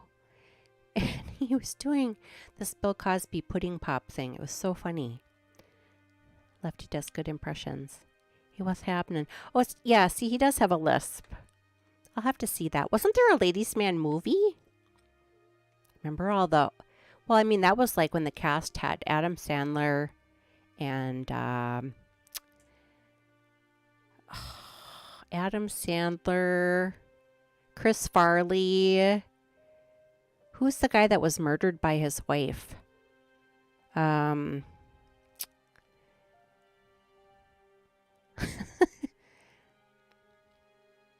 Yeah, Shizzy and Mo are good people. They were doing that, What the Hales thing. I haven't... Phil Hartman. Yes, Phil Hartman. Isn't that a sad story? I wonder how old his kids are now. That had to have been, what, 20-some years ago? Bryn was her name. She's from Minnesota. I think she's from, like, Duluth.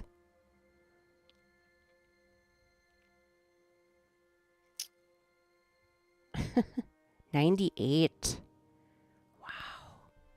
I remember when that happened. I was pulling into work in the parking lot, and they had just announced it. News radio ended. Oh, yeah. Well, news radio, you know who was on that? What's his face that has that popular podcast? Oh my God, I didn't take my smart pills.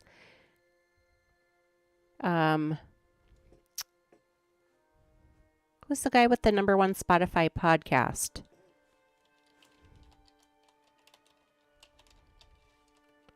Joe Rogan, yes. Joe Rogan was in news radio. He had hair then.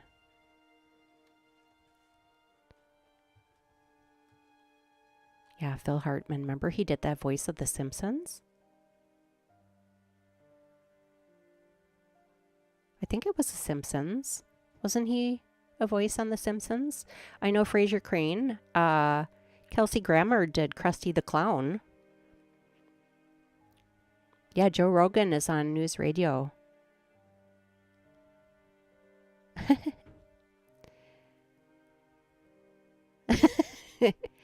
Oh, kind of over What the Hales. Oh, I'm so glad you're here, Rare Aussie.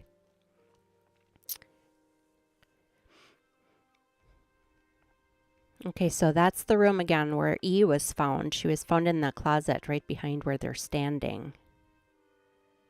I do like the lights underneath the cabinets. See, I have no idea what's going on with that What the Hales thing, other than I did see him interviewed on somebody's show, and I guess I already voiced my opinion on that.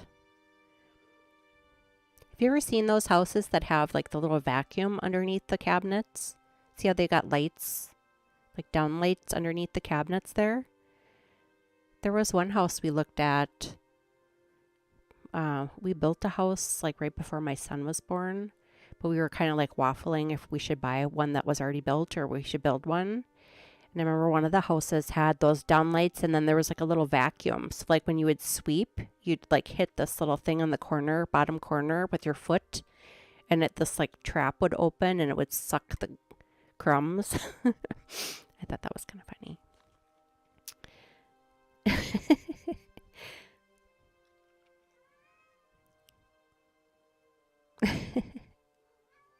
Look at him, he's sitting on that car.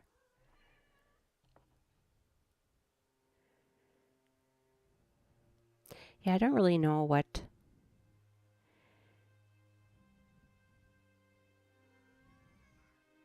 I didn't really know what to think about that what the hell's thing is.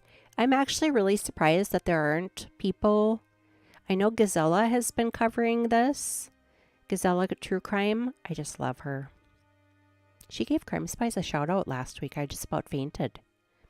But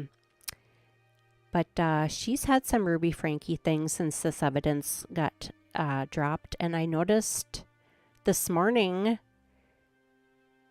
I was looking around to see if anybody was covering it because I didn't want to put it on if somebody else is covering it, and nobody had it. So I thought, well, I'm going to put it on. They're back in the bedroom with her diary. Here, let me drop you the link again for those of you who are just joining us.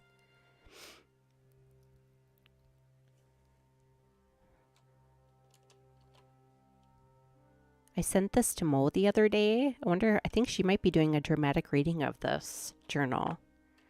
Okay, so that link I just dropped, kutv.com resources PDF, that's Ruby's journal that they're looking at here on the nightstand. It's heavily redacted, but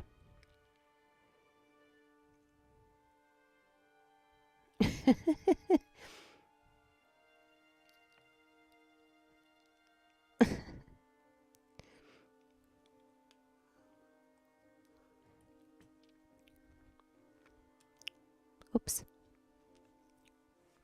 So again, there's no audio for this, and I'm assuming it's because they're discussing. Must be some type of... Or I'm assuming one of these officers probably had the audio going, maybe. But the one that was released on doesn't have audio. And I thought, well, maybe it's in a different one. It is not. Now, there were 29 videos dropped. The first video, episode 1 of this series, what did I count? 16. There's 16 tiny little clips sewn together. Oh, I do like that chair. And it's 20 minutes. There, that trampoline. Here, just one moment. See that trampoline? Right there. Wait for it. Did any of you used to like to watch Psych? That trampoline right there. The 2020 episode, part of that episode is they would make the son, jump on this trampoline all day long in the sunshine. And you can see on the trampoline, like basically crusted perspiration on it. So episode 1 is 20 minutes. It's the little boy ringing the doorbells, the homeowner of the second home calling 911, the ambulance showing up, the officer talking to him, discovering that his sister is at this home, and then it's them going into this home and coaxing E out of the closet. And then, so that's only 20 minutes. Then episode number 2, we did a live stream of it last night. So it's actually on my channel twice, just like the non-commentary version and then the commentary version. That is them going to the home and basically babysitting Jodi for the first hour and 45 minutes until they leave to go get the search warrant. And then this video is 3 hours, and it picks up the very beginning of this is where yesterday's video ended. when they walk in with their search warrant and serve her with it. And then they shut off their audio. Oh, Jamie. So if you rewind back in the beginning of this video, okay, so there's a safe in the basement. And when they go into the safe, there's like the very first area is like a Murphy bed, and then like a toilet, a little sink, a little microwave, and a little refrigerator. And then there's another door, and then it goes out into like some other area. And I don't know. Well, in the kitchen where they are now, there's the blueprints for the house. I can assume they did that so they would find all the little rooms. It kind of gave me like this creepy, like almost like trafficking kind of like vibe. Like, why would you need all those like weird hallways? And then there's nothing down there. It's just like cement walls. Is this a realtor show or body? Oh, this is body cam. This is body cam. This was just released on Friday. Yeah, but it's kind of hard to decipher because I'm assuming there's only 2 levels. What does it say on the listing? But it seems like, so for starters, why would you have that big giant safe door? And then right when you first walk in the safe door is that Murphy bed and the like little like bathroom kitchen, like prison cell basically. And then the other side of that, the other side of the room is another door. And that just is, it's just strange.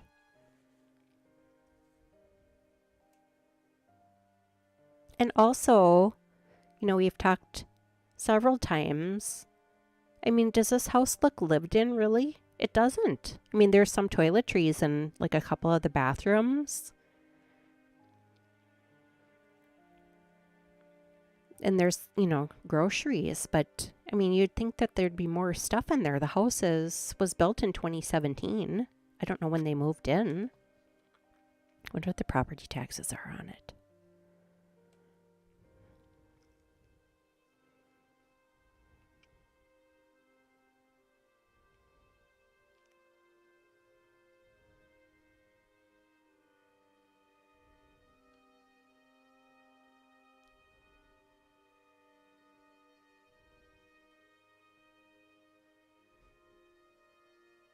It's 2 stories. 10,124 square feet. And I think I counted 4 refrigerators.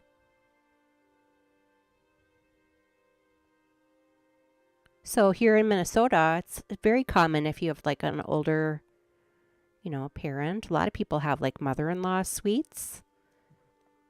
In the lower level of your basement to accommodate. I mean, even my son downstairs has like, like a little sort of mini kitchen. I mean, it doesn't have like a kitchen sink, but like he's got a refrigerator and microwave and toaster oven.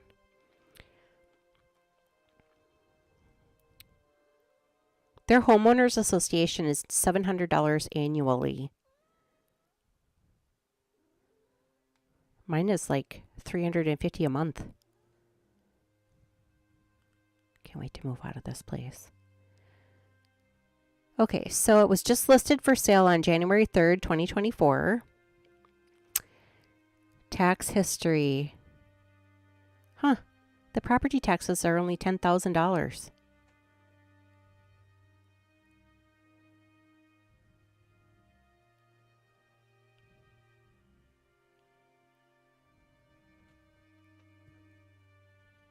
Huh. I wonder why it's so cheap.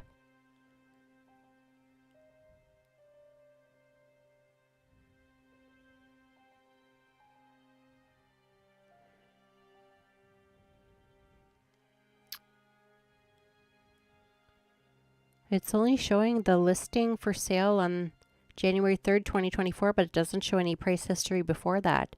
It shows tax history going back to 2011. So 2011 to 2016.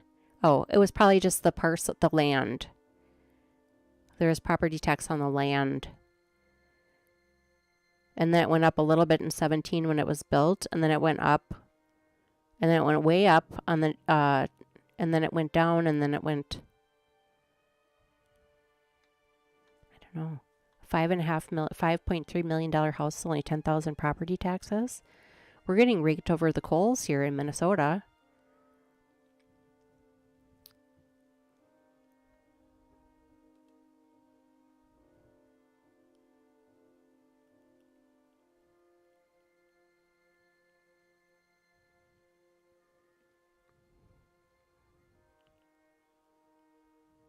The house could have been remodeled and they didn't take out the doors. Oh, this house is, well, it was built in 2017.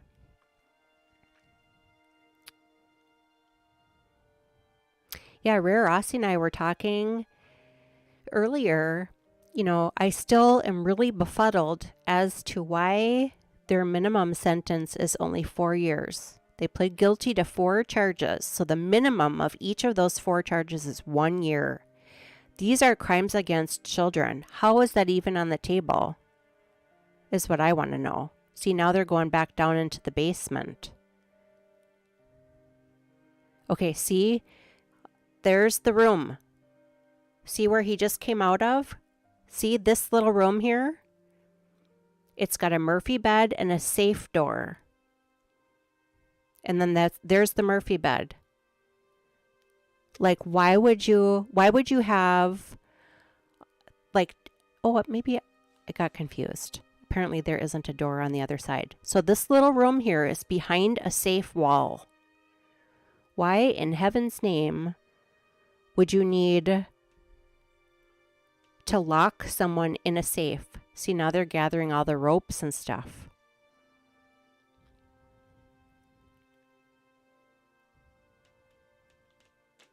Yeah, mine are like $4,000 too, and I don't have a $5 million house.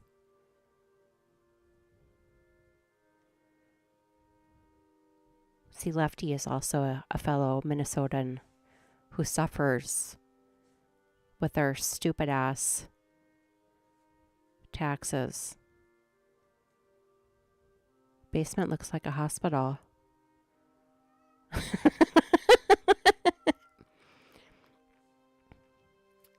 Fedorovsky? You mean Cato?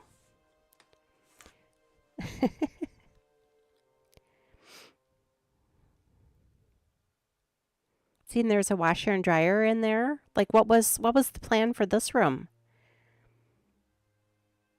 So here we are again. This must have been where they had the kids, at least the son, locked up behind this big. Why in the world? Here, let's just pause for one moment. This one room is behind a safe door. Big, giant safe door. Why? There's a Murphy bed on the right side of the screen, and then the left side is a little fridge and microwave, toilet, and sink. It's a little prison cell. Poppy is going to disconnect all of my shit here. There. Now stay there. Okay. No, it's not a freezer door. It's a safe door. It's in...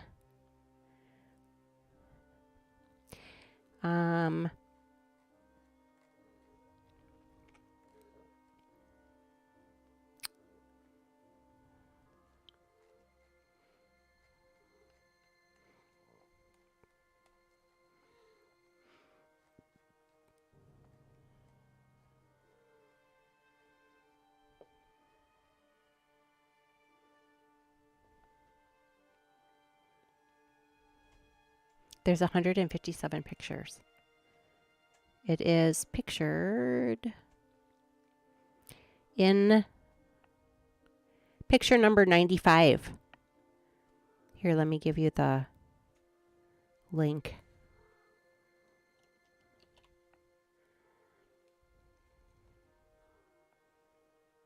Hi, Paige M. How are you? Did she give them into the unlock the safe door, or did they have to bust in some other way? Okay, so yesterday, so at the end of yesterday, part 2, the number 2 video, the end of it, they're asking her, she's on the phone with her attorney, and they're telling her that they have to go get a search warrant because now that the reason they were able to usurp, I guess is the word, the search warrant to begin with when they first got there was because there was a threat of imminent danger, because they had, you know, they had found the son, you know, was in the ambulance and had reported that his sister was there. So that's how they were able to just like basically bust in and try to find her. And then, so the end of that video, her attorney is asking to speak with Lieutenant Studley. That's his name, Lieutenant Studley, who tells her that because there's the safe room downstairs, now that they had located the daughter and basically swept the house to make sure nobody else was in there in danger, then that basically was like they had like exhausted their they had exhausted their, you know, what they were able to do without a search warrant. So then they had to leave and go get a search warrant. And so the video is basically just babysitting Jodi. And here's her studio. And again, like, it's just kind of bare. There's a few things on the walls that make it look like she lives there. Trust me, what's back behind here is very lived in.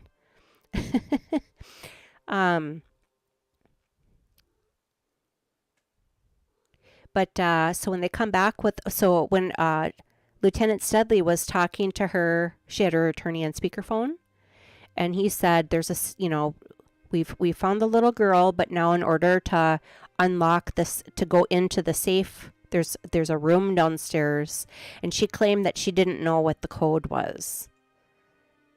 Now, if you live in that house and you have one of those safe rooms, and we just saw them take the ropes out of there, so obviously that's where the little boy was. So she lied, basically, is what I'm guessing. She used a green screen in that room. See, I don't even think you need a green screen because I have like a chroma key thing and I can just like pick the color behind me.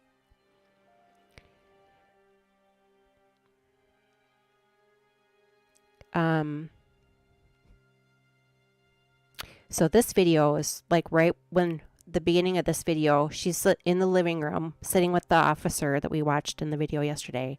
And then they serve her with the search warrant. And then that's how they were able, I think they had said they were going to hire like a locksmith to come, but apparently they must have gotten the code somehow.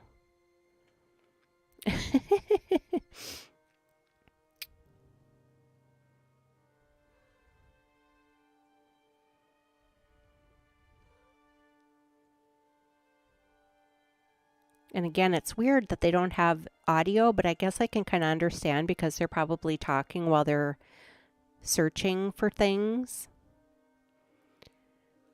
And at the end of this video, what do we got left for time? Oops. I think she just knocked over some beads. I think we have an hour left. Speed it up a little bit. But at the end of this video, then there's her in the handcuffs, which is, it gives me pleasure. But like I said, Rare Aussie and I were talking earlier, the 4 crimes that they were charged with were against those 2 minor children. And how in the world the minimum the minimum consecutive is 4 years. So the minimum on each of those 4 charges is 1 year. How is that even possible? You would think with little kids that the sentence would be, like double what it would be for like an adult. Oh, you're cooking breakfast. Oh, that's right, you are. What are you making? Are you making shrimp on the barbie? No, I'm just kidding. I'm sorry. That's probably rude of me to say. Isn't that from Shrimp on the Barbie? Isn't that from like Crocodile Dundee or something? Although, yeah, Pernilla says, I wish a jury would see this. I mean, I guess it's good that they took a plea deal. So that the kids wouldn't have to relive the experience. But if you watch the 2020 episode, which, like I said, if there's enough interest, I'd be happy to like put it over on Kick. Otherwise, you can wait. I think if you have Hulu, you can watch it right now. It just came out on Friday. Oh, prawns. Oh my God. There's a restaurant. Well, I haven't been to Vegas for a while, or at least on Fremont Street, but we used to stay at the Golden Nugget all the time back when the kids were, like, before the kids were born. And then I think my son was born and we were still trying to hit Vegas once in a while. We'd always stay at the Golden Nugget because the smell there is just so good. And it's such a beautiful hotel. And you can just kind of like wander around and hit all the little, the little clubs. I don't know. I always liked it better. Now, the last time I went to Vegas, I stayed on the Strip, and it was also kind of nice. But anyway, across the street at Horseshoes, which I think is Bally. Well, I don't know what it is now, but it was Binion's Horseshoe, and then it was Bally's, and I don't know if it's still Bally's. But on the second floor, there was a restaurant called Jijun, and they had walnut prawns. Oh my God.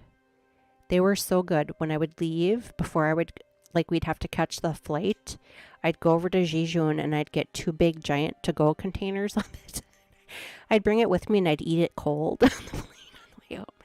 Oh my gosh, so good. Walnut prawns. There's a restaurant here in Eden Prairie at the Eden Prairie Mall. I think it's called Great Mandarin. It's on the lower level. And they have walnut prawns that are pretty close. They're pretty close. I tried to make them once and I about burned the kitchen down. So, no walnut prawns for me.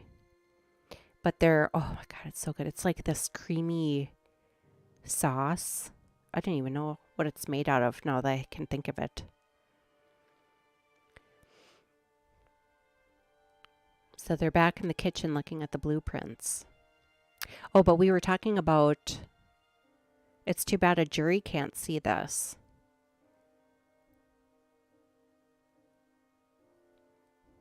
I don't know. I just get a vibe like that house. It really bothers me that behind that big giant safe door is a Murphy bed and that little tiny little prison cell.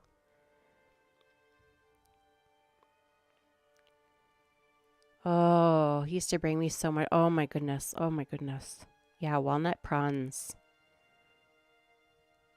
They're like, they must be like deep fried and then they coat them with like, well, when I tried to make it and I halfway burned down the kitchen, I remember it was like a real light coating of like a cornstarchy thing and honey maybe?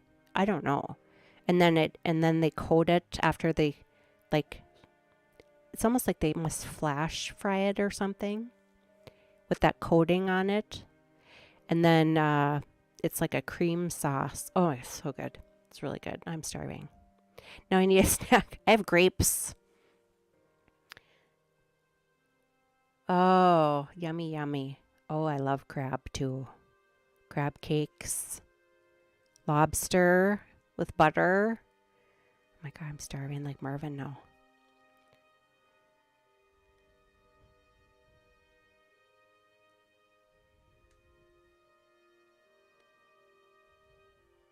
But I would think if they would have gone, I mean,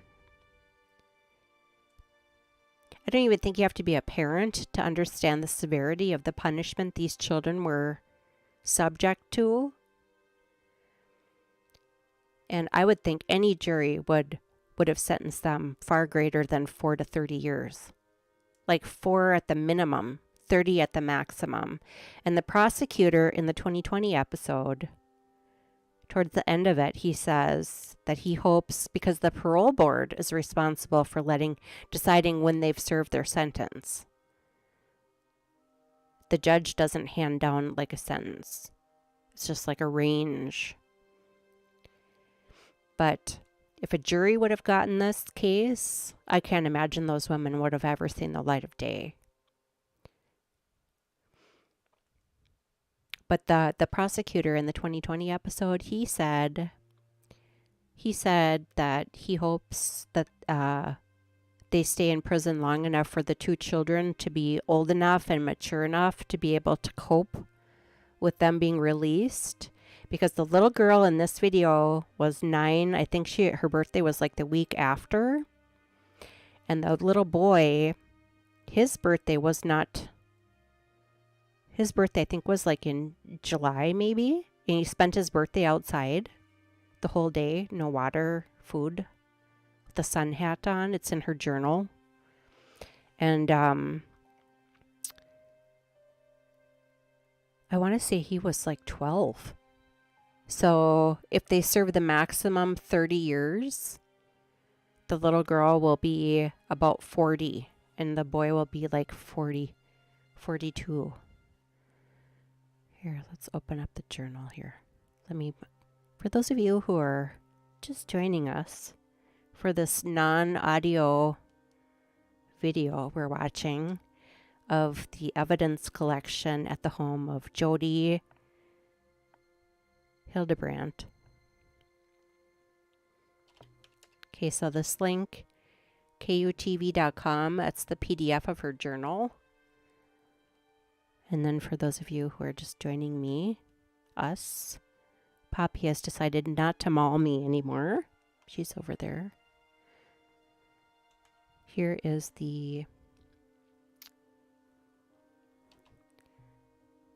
no, that's not right.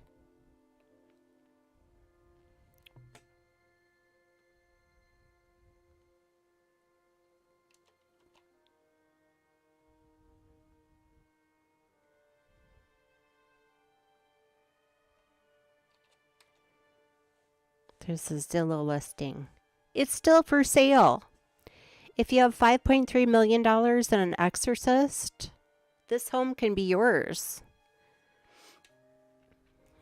This home can be yours for a mere $5.3 million and an exorcist. I wonder if they'll give like a discount considering the house has really bad juju in it now.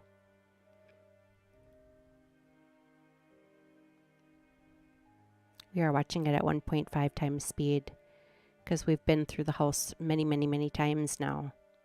And an exorcist. It's true. You got to get the bad juju out of there.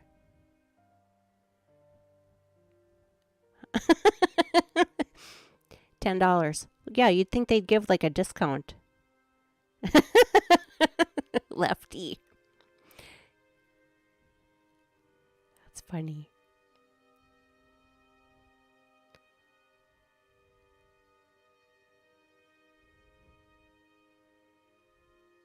Yeah, Pixie says, if I had 5 million, I wouldn't choose Utah. Well, that's another thing we were talking about last night. So, who's to say that the parole board doesn't have people on the parole board in Utah that aren't part of this, we're just going to call it a cult.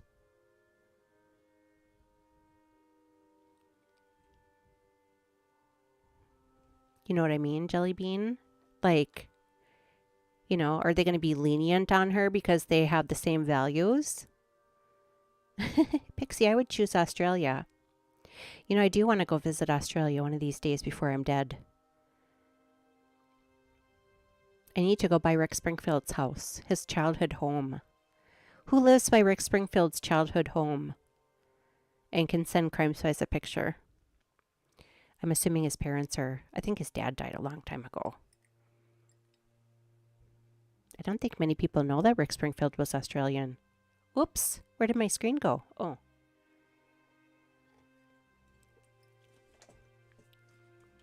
Rick Springfield replied, well, I have his autograph. This was quite a while ago. He came to Mall of America and played like an outdoor concert thing. And my husband at the time and I were, this was before our son was born, and we were dancing at this bar, and all of a sudden my husband picks me up and points me towards the DJ booth, and there's Rick Springfield back there signing autographs. So I had him sign my ticket. I about fainted. And then, I don't know, a couple years ago, I commented on one of his videos on his YouTube channel, and he thanked me for my kind words. You need a bank in your back pocket? Oh, so it's expensive there.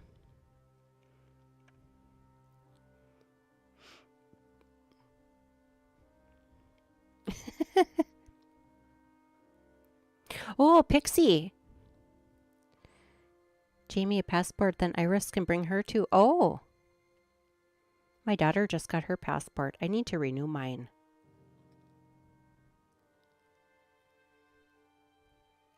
Oh, Jodi's still in there. Okay. Okay.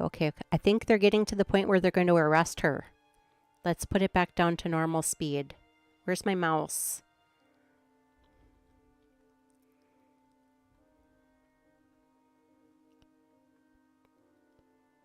Okay, I just rewound a second. So this whole entire time, 2 hours, 20 minutes, she's been sitting in the very beginning of this video, she's sitting on the couch with the officer in the yesterday babysitting video. Then they move her into like this office thing and serve her with a search warrant. And now for 2 hours and 20 some minutes, they have, been collecting evidence in the house. And now it looks like I rewound too far. So she's been sitting in this room here. That's her in this room. We still have no audio. I'm going to shut this music off.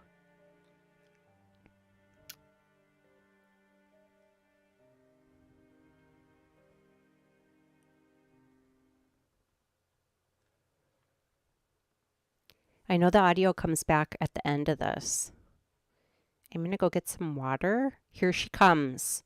She's been sitting in there this whole entire time. I hope her hand is shaking.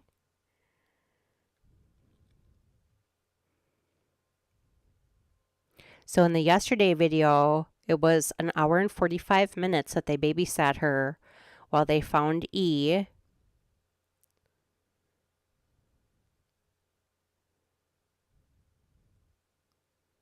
Come on, turn the video or turn the audio back on. Okay, now she sat on the bed there.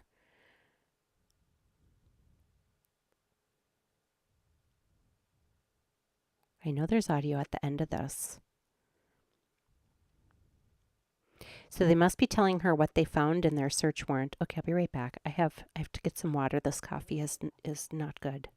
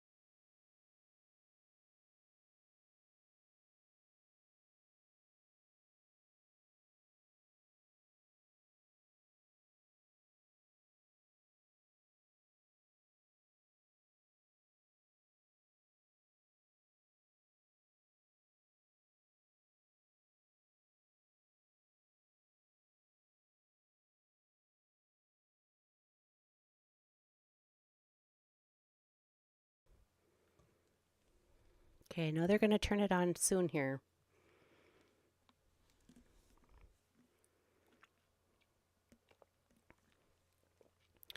Oh, a bearded dragon. How long do they live? And what is the name going to be?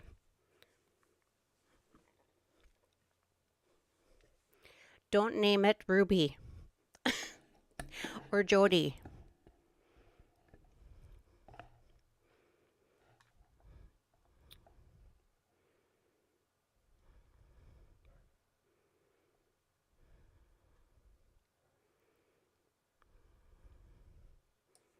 That would be really fun, Jamie. You should go to Australia. Make sure to go by Rick Springfield's childhood home and take a picture. Okay,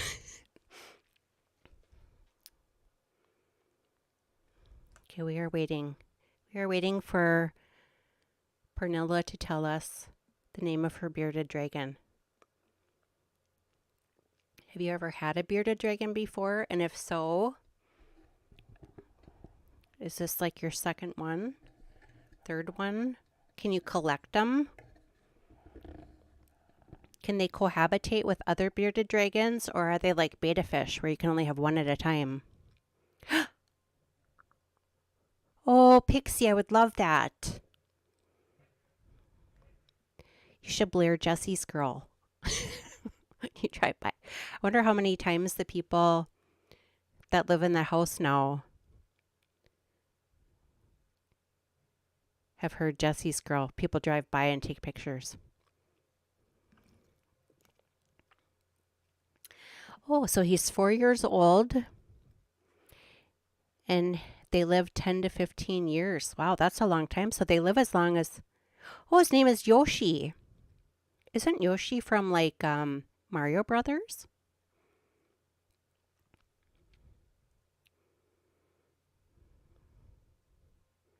I wonder if Rick Springfield's family still lives in Rick Springfield's childhood home.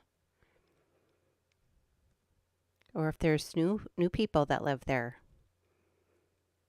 I wonder if Rick Springfield actually goes back to there, like back to his childhood home. Yoshi, that is a cute name.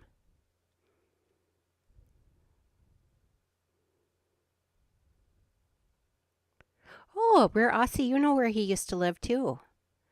See, I think I was talking to somebody from Australia and said, oh, Rick Springfield used to live, or he grew up in Australia, and they didn't know who Rick Springfield was. I'm like, how do you not know who Rick Springfield was? I remember when he was Dr. Noah Drake on General Hospital. Actually, I almost named my son Noah. And then when I was pregnant with my son, we had some friends of ours that also were expecting, and they were building a house. Or no, they were buying a house, and their other house sold. So they had like 3 weeks in limbo. So we had them live at our house. And she had a son from a previous marriage. And I asked, his name was Spencer. And I said, Spencer, what do you think of the name Noah? Because he was like in that like 6th, 7th, 8th grade-ish kind of age. And I said, did they ever make fun of your name, Spencer? And he goes, yes. They say something like, Spence, you look like your face hit a fence or something like that. I don't know. And I said, oh, well, I'm thinking of the name Noah. Did they make fun of like kids with Noah? And he goes, oh, yeah. They say, hey, Noah, where's your ark? So I'm like, all right, there goes Noah out the door. Because my dad had said something like, if he ever had another son, he would have named him Noah.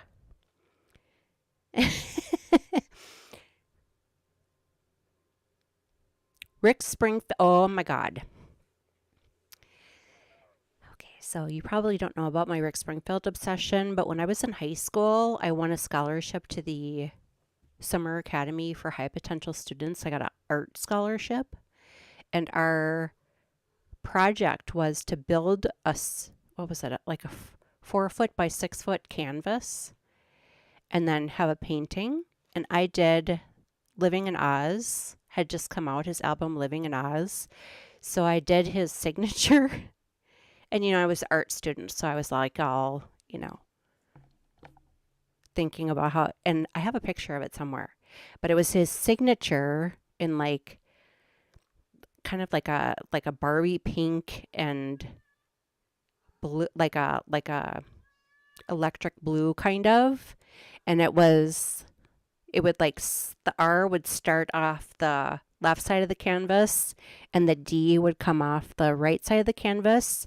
And I had used like ceiling paint first before I did the painting of like his signature, so it was textured. And then I did Living in Oz above it in like an oil paint, so it was like matte and texture. Anyway, it made sense to me. So that was part of my obsession of Rick Springfield. I already told you about the autograph, etc. But yeah, I had like everything Rick Springfield. And then I want to say it was like 4 or 5 years ago. If you go on YouTube, there's a song he just did called Voodoo House. This was probably, yeah, like 4 or 5 years ago. And honest to God, he still looks stunning in that video. Granted, he is like 75. Oh my God, Pernilla, In Excess. Me and Rare Aussie were just talking about In Excess a couple hours ago. I saw In Excess with J.D. Fortune. I never saw them in concert when Michael Hutchence was still alive. Oh my God, In Excess is probably my favorite band. And then my favorite artist, Rick Springfield, Billy Idol. But In Excess, oh my God. I think I had determined that. Like if you look at like the whole collection of CDs, etc., music, it's predominantly In Excess. Like I think that's the one I have the most. Working Class Dog, yes. Divinals. Divinals. I know that name.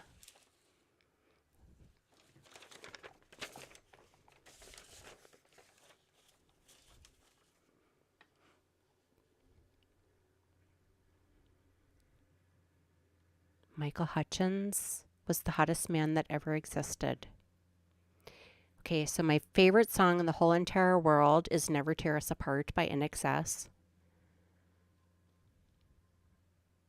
I think I've watched that video like 1,000 times, at least. I can actually play that song okay on the piano.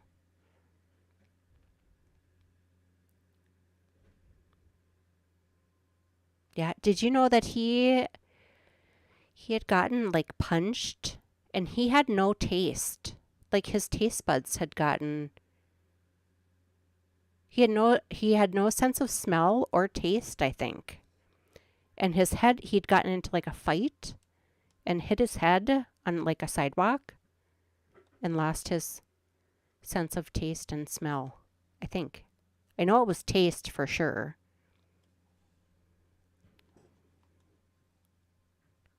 I think there's a snowplow man outside. Again, it did snow this morning.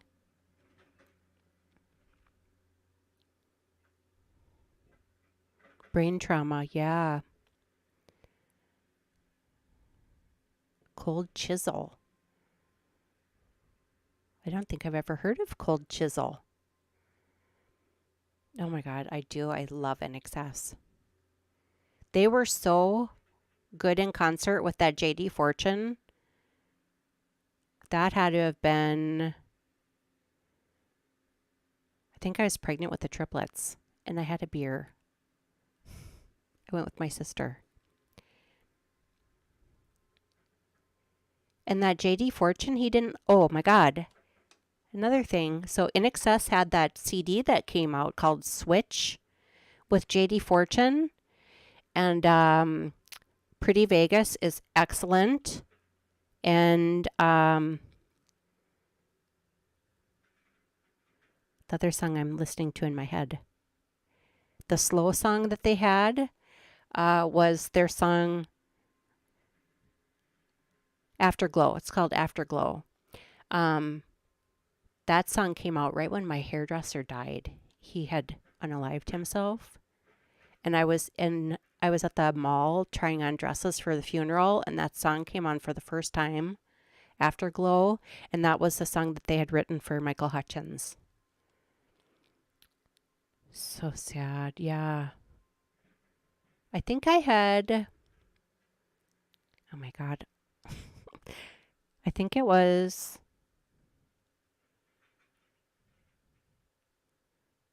the beginning of Mystify, the very, very beginning of Mystify. It's him and I forget the keyboard player at the piano. And they're like trying to figure out like what the chorus is. It's really cute. Little River Band. Is Little River Band from Australia? Red Gum. Is that a band? Okay, so for those of you who are new to Crime Spies, I have 4 loves. Number 1, my children. Number 2, politics. Number 3, true crime. And number 4, music. Those are 4 things I could talk about all day and all night and into tomorrow and next week. Okay, we have 31 minutes left. We're watching it at 1.25 times speed, and we are waiting for them to turn the audio back on. I mean, it's got to be close. And then after this one, the next video I'm going to work on are the 2 short videos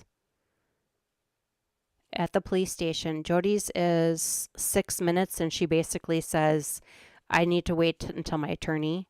And then Ruby's is 3 minutes, and she just stares at the lady, and the lady says, are you okay? And she says, lawyer. That's it, I think. And then there's a couple other videos.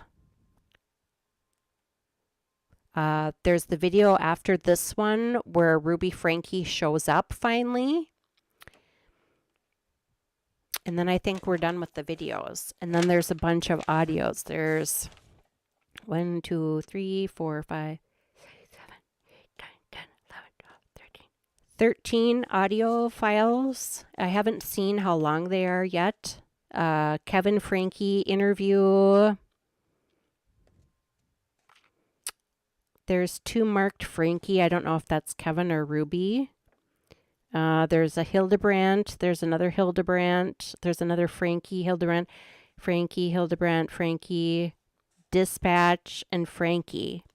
So it looks like a lot of the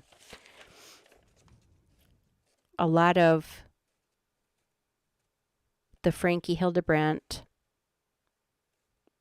files are audio only.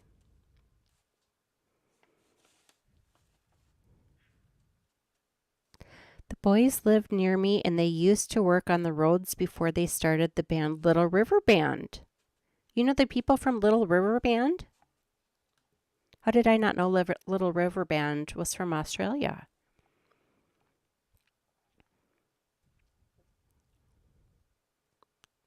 Delta Goodrum. I don't know who that is.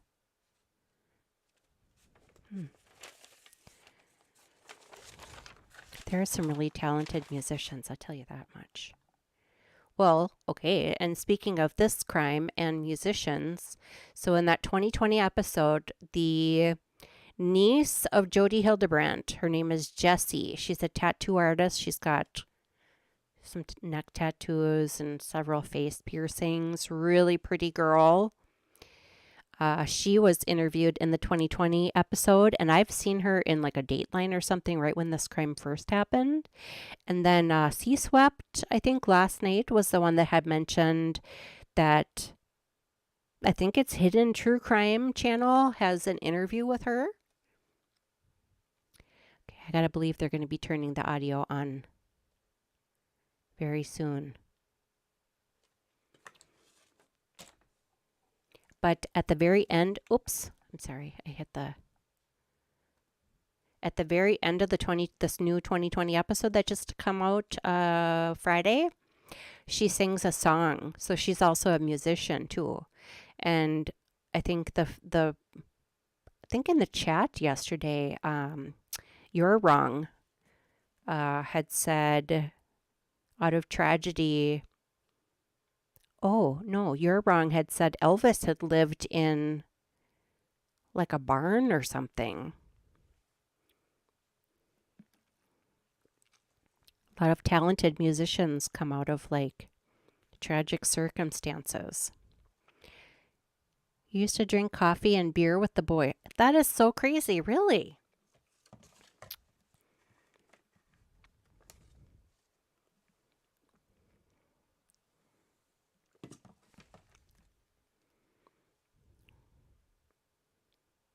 Oh, Olivia Newton-John.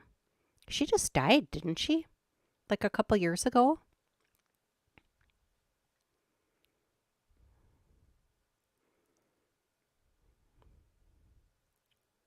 Okay, they're packing their shit up. I'm assuming the audio is going to come on anytime here. Thank you for hanging out with me for several hours, watching a audio-free video.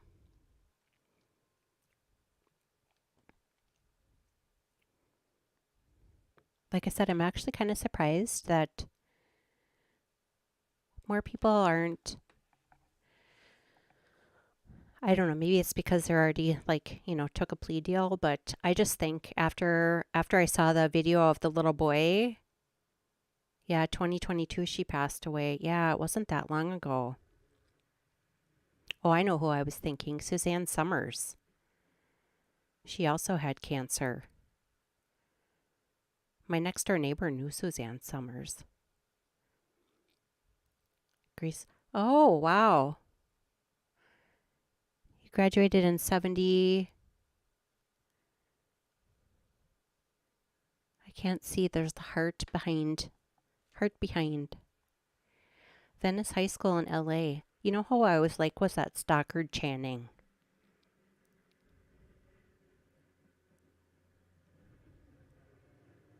Yeah, it's a snowplow. You can probably hear it. I live on a dead-end street. And it's not like a city street. It's like our own little street. So we have to hire our own people to plow our dead-end street. Oh, 76. Oh, so you graduated the year before it was filmed. Oh, how cool is that?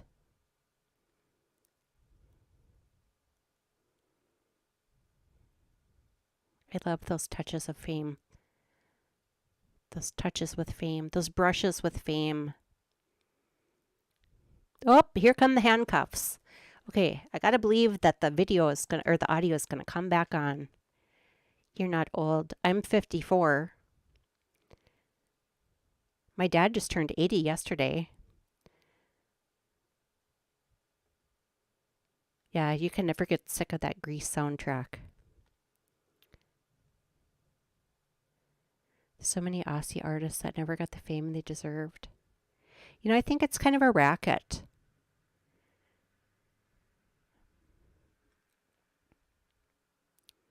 In my opinion. I think the music industry, film industry, I think it's kind of a racket. I think it's kind of like a cult, if you will.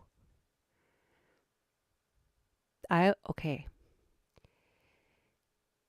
I'm one of those people that grew up in the era that the Brat Pack was popular. Emilio Estevez, Ali Sheedy, Molly Ringwald. And when I was a teenager, I always said, if Molly Ringwald can become like a famous actress, I can be an actress. I thought she always sucked at being an actress, but yet she got all these excellent roles. So I don't know for any of you who used to watch the show Psych on the USA Network. The episodes, you can actually watch the episodes on Peacock. It was on either right before or right after Monk. I think it was on right before Monk, right around the same time. Oh, I know Rob Lowe. He's still hot. Remember when he had that sex tape that came out in the hotel room? He recovered from that scandal. But the show Psych, Sean Spencer, I'm going to slow it down. Oh, there's Jodi. I keep calling her Jodi because she looks like my friend Jodi. Okay, so for those of you, there's Ruby Franke. So Ruby Franke just showed up. Are they going to turn the audio on? This is where they handcuff her. Now it's interesting because there is a video that has audio of her being handcuffed. I was going to play that in the next episode. So for those of you who are just joining us, this is the 3-hour mark. So when this video actually started,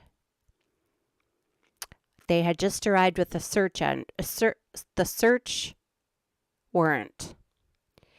And an hour and 45 minutes roughly before that is when they had first arrived. So we're at like the 4 hours 45 minutes since they first arrived and knocked on the door.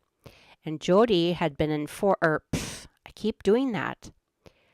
Ruby had been informed that the police officers had come there, and she was actually at her house in northern Utah.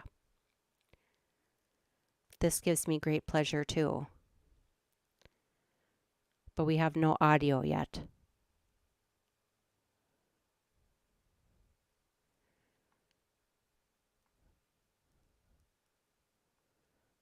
Oh, Beatles on Ed Sullivan. Oh.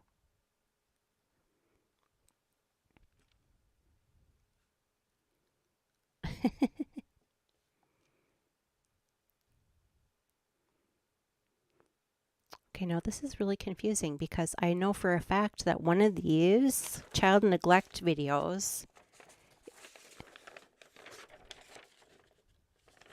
I wonder if it's like a different officer's body cam. I'm gonna have to go find it. Lefty says, I just heard something about a sex tape and great pleasure. What did I miss? That's so funny. No, Rob Lowe. Do you remember his sex tape back in the mid to late 80s? Some girl in a hotel room. And like I said, he recovered from that. I mean, he's a game show host, I think, currently. He's been married to the same gal for like a super ass long time, too.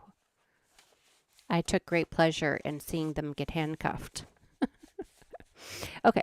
All right. Like I said, the audio is supposed to turn back on.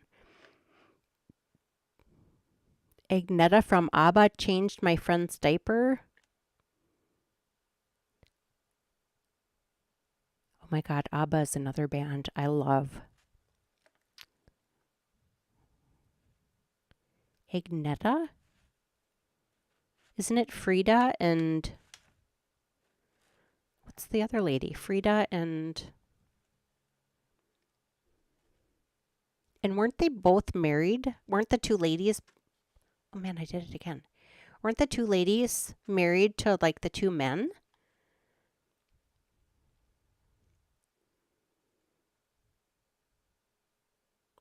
Oh, the blonde is Agneta. Why did I not know that? And the dark-haired one is Frida? Was that like when Agneta was like a nanny or something?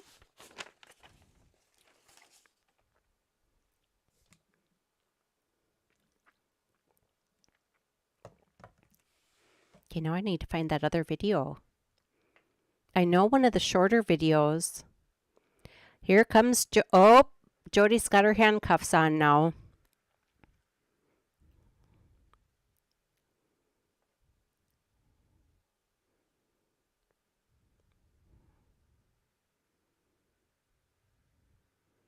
Goodbye, Satan.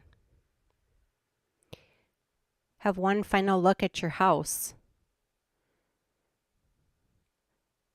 And your last walk in the outside fresh air. Hopefully it won't be for 30 years. What a piece of shit.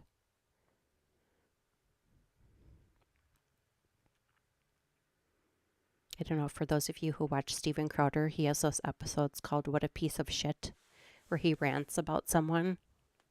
I think I picked it up there. She was pregnant and needed to learn how to do. My friend's dad worked at the Oh, how cool is that?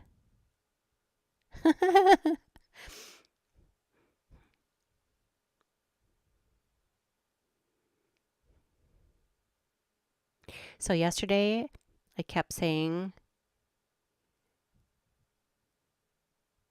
referring to the fact that, like, probably the most painful part of your body to hurt is your feet. For those of you who have foot problems or have maybe cut your foot or broken a toe, let's just say. So I'm hoping that every day she's in prison, she gets some sort of large laceration on her foot, and that they put on the concoction that she so happily slathered on those two little kids, the cayenne pepper and honey, on her foot. Her sliced open freaking foot.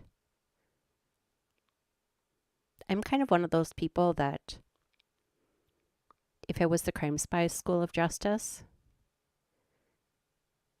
whatever their crime was that they were found guilty of, that they would serve the same fate. So let's say, for example, you killed somebody by injecting them with Drano or something. Like that would be your punishment would be the same. You know, an eye for an eye kind of philosophy, if you will.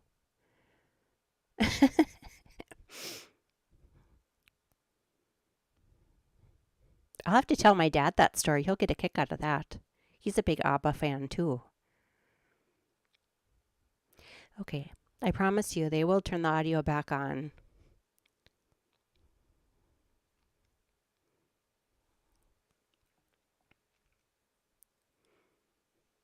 It was so funny. Well, I thought it was funny. I found amusement. I took great pleasure in watching her talk to her attorney yesterday in that video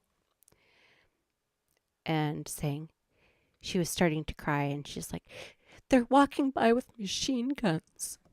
She's crying. And her attorney goes, oh, Jodi. I think his name was Adam. Oh, Jodi, I'm so sorry. We had pretty much surmised that her attorney, you know, it's probably like Scientology where they have like the attorneys are from the same religion too. I'm guessing. Come on, turn the audio back on. We're almost finished.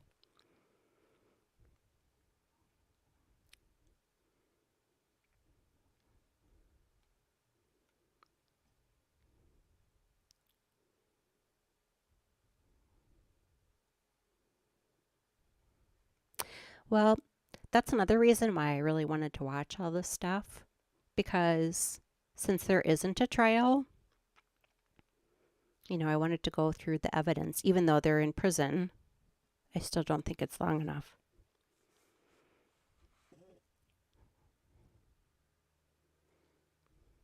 I'm going to fast forward since we're not getting any audio and it's a sleeve.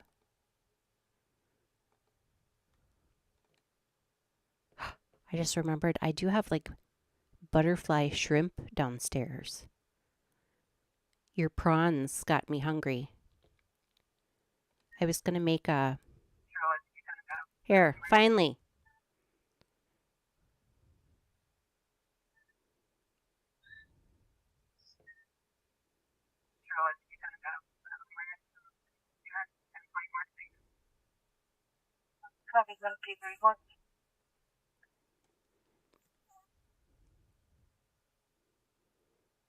I was going to make a pineapple marmalade for the shrimp. It's like breaded butterfly shrimp, kind of, with like a pineapple marmalade. What was that? I do. I do like it. So cold. I'm sorry. You seem like a kind woman. Oh, thank you. Okay, so the captions are not quite accurate.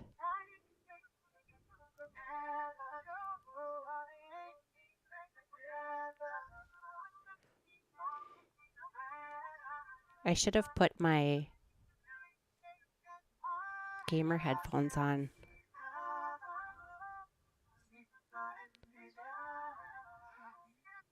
Oh, what was your breakfast, Aussie? I'm starving like Marvin.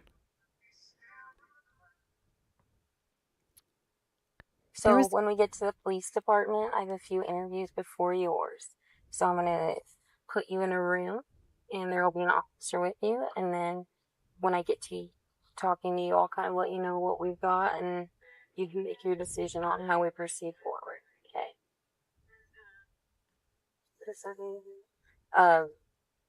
It's honestly based on the information that we gather from the other parties involved. You can either talk to me about your side of the story, or you don't have to, and we'll... 1 second. Hello?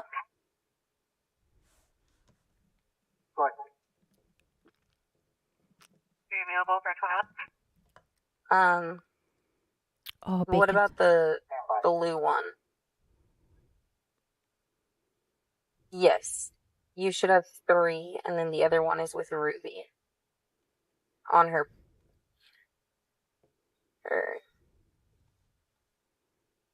Okay. Perfect. Thank you. Bye. So then, based on what we have from them, I'll talk to you, and you can either have an opportunity to talk to me about your side of the story, or you can hold off, and we'll make our decision on what's going to happen with you tonight from there. Okay? My attorney told me not to say anything. Okay. And that's okay. You don't have to talk to me. Again, that's your choice. But you are detained until we have further information, and based on your involvement. So once we have that information, then I'll let you know, and that'll make up our decision on what you're doing tonight. Okay. I want to be as honest with you as possible, so if you have questions about the process, just let me know, okay? Well, I don't have anything to hide, but my attorney said don't speak. Okay. Well, you're the one making the decision to talk to your attorney, so if you want I to have some speak without fixing him, to do. then you can. Or if you want to wait, that's also your decision. I'm just letting you know this is our protocol on how we normally handle things. So you're detained for the sole reason of your involvement. And if I have enough evidence without your testimony to go to jail, then that's where we're going to go. Okay? And if you decide to talk afterwards, then I'll give you that opportunity. Okay? But that's your decision. I'm just trying to find out who was or is out with Jason West.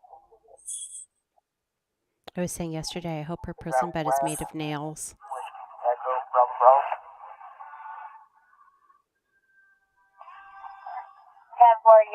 We've got an individual, I guess, inquiring about that 82 and like talking. Well, that was a quick ride to the prison. To the. You just love to talk on the radio, huh? I do have to fix some of those Oh, captions. it's 9:23. It's not always accurate. Okay, let me get you out.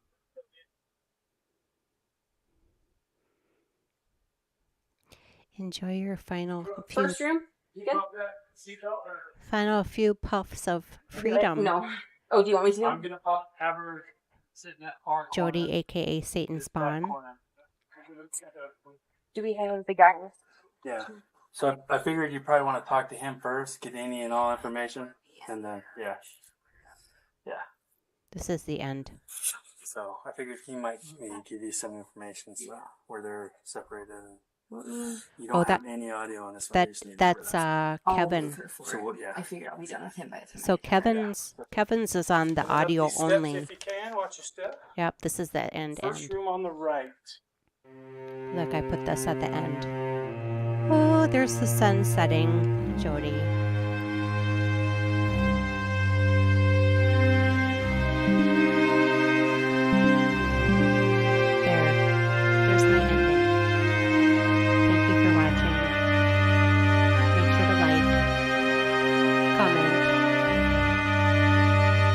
share. Oh, and this is the little end screen that fills in at the end. There you have it. Another 3 hours of Jodi videos. And we're back. So how was that? Now, what is specifically Vegemite on toast? Is it like some kind of protein? Alrighty, so I owe you the next set of videos is going to be like I said, there's the videos we have left to do are called Child Abuse Neglect. One is 3 minutes 48 seconds. One is 11 minutes 50 seconds. One is 1 hour 44 minutes. One is 1 hour 55 minutes. One is 6 minutes 58 seconds. And I think those are the last series. I do know that 2 of those, the 3 minute 48 second one and the 6 minute 58 one, the 3 minute 48 one is Ruby Franke in the police station. And the 6 minute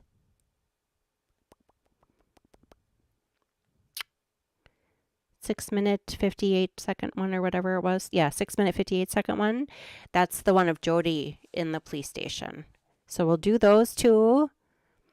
And I think the other ones, I could have sworn that one of the, like the 11 minute one, I think, is the part where they arrest Ruby.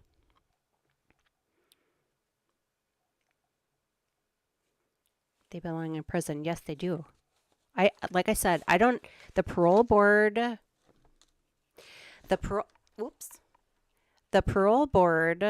is in charge of deciding how long they stay in prison.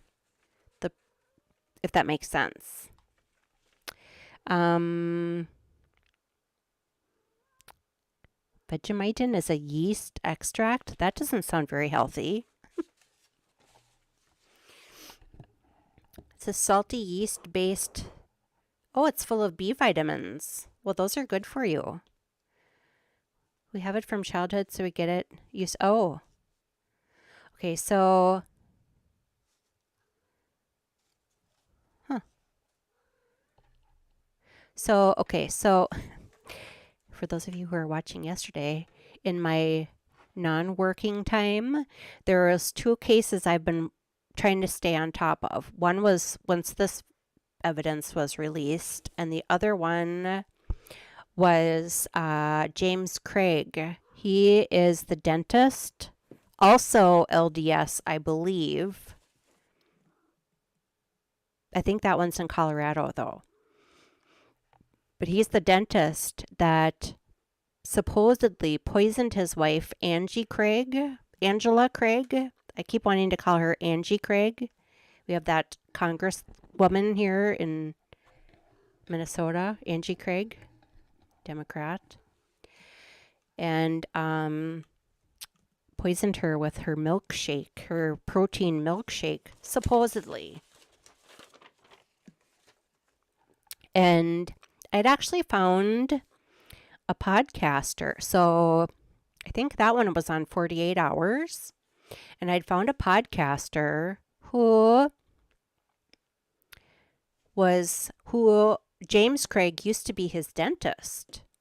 So I sat and watched all of his episodes about that case. So that's the other one I've been kind of paying attention to. But we were talking because he had said something about, he was talking about like her protein shake and something about the B vitamins. And I said, and she was like all dizzy.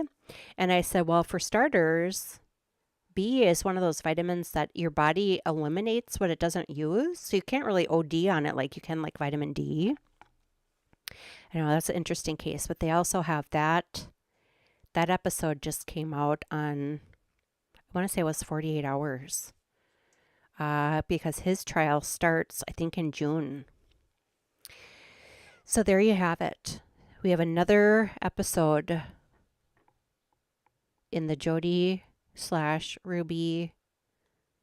Satan Spawn video series. A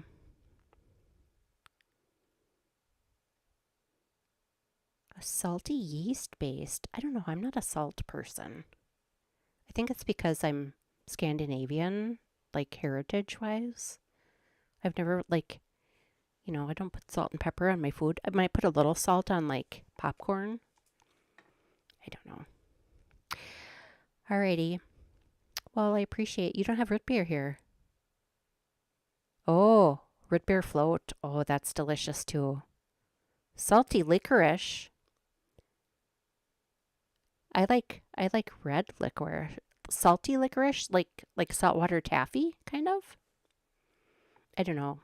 I'm old and my teeth don't hold up as well as they did when I was younger. Tasted a Sydney. Oh. Well, now you have me. Okay, so you had, wait, I have to go back here.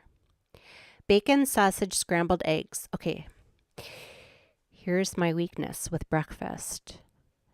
Now, maybe you don't make this at your, in Australia. But here in America, we have what's called I think it's called egg in a nest. And you just, you take a glass, kind of a narrow glass, and you take a piece of bread and you poke a hole in it. And then you put it on a griddle and you take an egg and you crack it open and pour it in the middle where that hole was, where the bread was. And you put the little hole of bread over, on the side. And then you just make it egg over easy. And it's called egg in a nest. I love those. I can eat those a lot. And another thing I love, this probably sounds super disgusting, but it's really good, is if you take tater tots, but I don't like the tater tots because they never cook all the way through. I like the crispy crowns. They're like a flattened tater tot. They look like they're the size of like a quarter, but they're like a tater tot, just they're called crispy crowns. Lefty knows. They sell them at Cub. Oh, I found my lips. I used to make the kids notes with this. This is what happens when you decide you're going to sell your house. You find all these little treasures. Anyway, I also have this cat sticky thing I found. It says, well, la di frickin' da. Cat posty. Anyway, so if you make tater tot, those crispy crowns, and then you make eggs over easy, and then you on a plate, you put your or a bowl, you put your crispy crowns at the bottom, and then you put your eggs over easy over the top, and then I usually put a little cheese and I put some ketchup in there. I know it sounds really disgusting, but it's delicious. Dutch licorice. Toad in a hole? Toad in a hole? Why wouldn't it be egg in a nest? I think that's what they call it. That was the very first thing one of my daughters, Abby, would make when she learned how to cook was egg in a nest.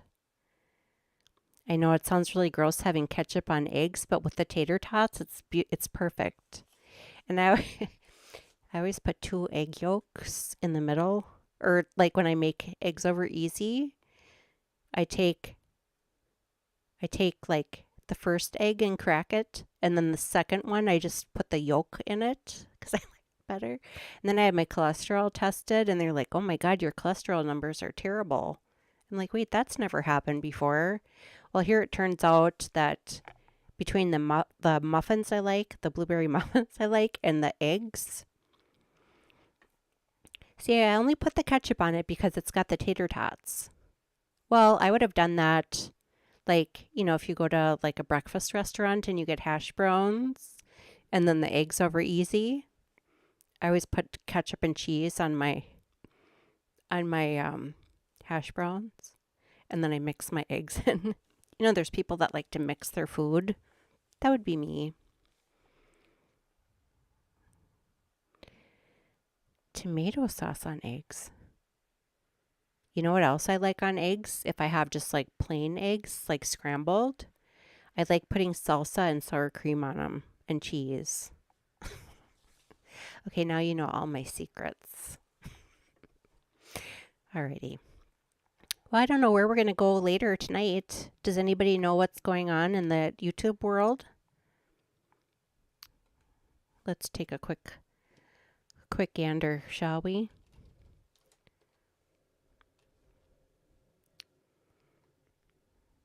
Like I said, I'm really kind of surprised more people aren't covering this.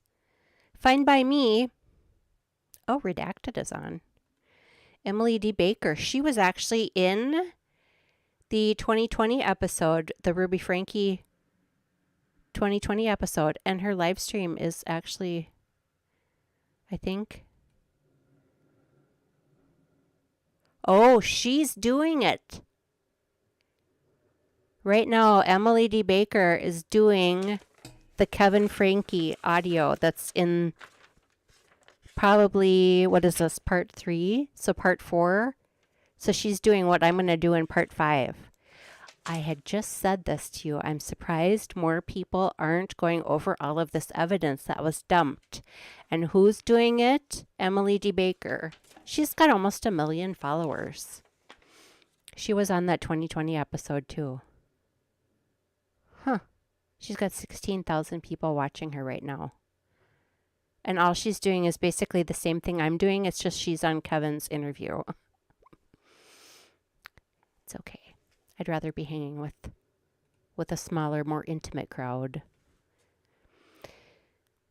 All right. Well, there you have it. I don't know who's got stuff going on tonight. Oh, one thing I do want to mention before I forget is starting on April 1st,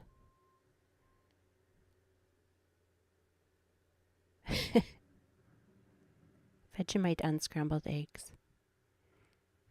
Oh, Pixie, you're telling me. I watched her during the Murdaugh trial, and I got a little upset with her because she seemed very biased, more towards like the prosecution.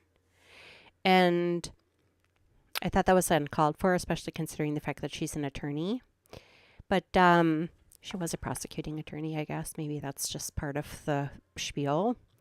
But I couldn't handle the chat because it goes by so fast. You can't have a conversation with people. And so I thought, that's how I found Larry Foreman, the DUI plus guy. But now he's got over like 200,000 followers too. He was also in a documentary. I think it was the Depp Heard Netflix documentary. And I ended up finding him and watching the rest of Murdaugh with him. And his chat was way more cozy. I like the cozy chats. When it gets to have, over a couple thousand people, well, I guess it depends on the host too. Because okay, I'm fussy. Now I'm going to tell you more secrets. But like if I'm in a chat and I can see like the moderators are interacting with me, but the host isn't interacting, I hate that. So even like Gizella, Grizzly True Crime, another reason why I've always loved her is it doesn't matter how large or small her chat, and sometimes she's got thousands of people watching too. You can tell she's the one that's pulling up the things off of the chat and interacting. And every time I interact with her on Twitter, same thing with like Steve Publicly Buzzed. Those are also people that you can tell that they're monitoring their chat. They're the ones Ian Runkle is another one. They are monitoring their chat and pulling up their things. And those are the people that I find the most enjoyment with. There's other people that don't interact with their chat at all, or like just their moderators are doing it, which is lovely, but I'm watching, I like to interact with people. Yeah. Well, I remember Emily D. Baker's. She's got that night bot. I think I have a bot in here. I have to name it. I think I have to turn it on too. I switched again. Now I'm in Streamlabs. I've tried like 4 different platforms now. Anyway, but I remember, sometimes there are multiple emojis that are necessary when you're trying to express yourself, especially when it comes to frustration or like, with Jodi Hildebrandt or Ruby Franke. Like they're, all caps worthy and many emojis, especially the one with the explodey head and the like swear word. Yeah, Nightbot, you set the rules. And all of a sudden it said, Crime Spies, please don't use more than 5 emojis. It distracts Emily. And I'm like, what? Well, don't you think the fact that the chat is like flying by is distracting? How is 6 emojis going to be distracting? Doesn't like multiple. Oh, well, I have ADHD too. I forgot to take my smart pills this afternoon. I don't know. It's kind of weird. Yeah, Shizzy's another one. He's also, and Mo, they're all so, that's the ones I like. Then there's other ones where I swear like certain moderators like put me in like a timeout. Especially, but she had like 5,000 subscribers when she first used Nightbot. Yeah, there's a bot I can put in here. I did it for which is what I was going with, the Zachariah Anderson trial, and I just had it on a timer, because then, then it just says, make sure to go to freezachariahanderson.org, and I think his journal is, I don't know if I checked it today. He did not get my book I sent him. He did get it, but it was denied once it got there. Bastards. Let me just look and see. What I was going to say. Oh, so I did it for that because, I want people to just come in and chat and not have to worry about like dropping links and stuff. Yeah. The last one was February 21.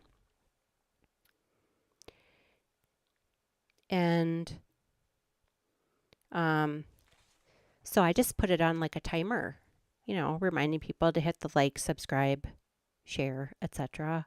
And then dropping the link to the Give, Send, Go and the website.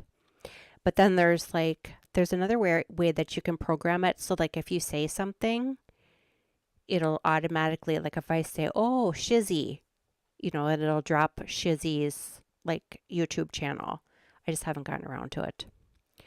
No, I've not written a book, but I sent Zachariah Anderson the RFK Jr.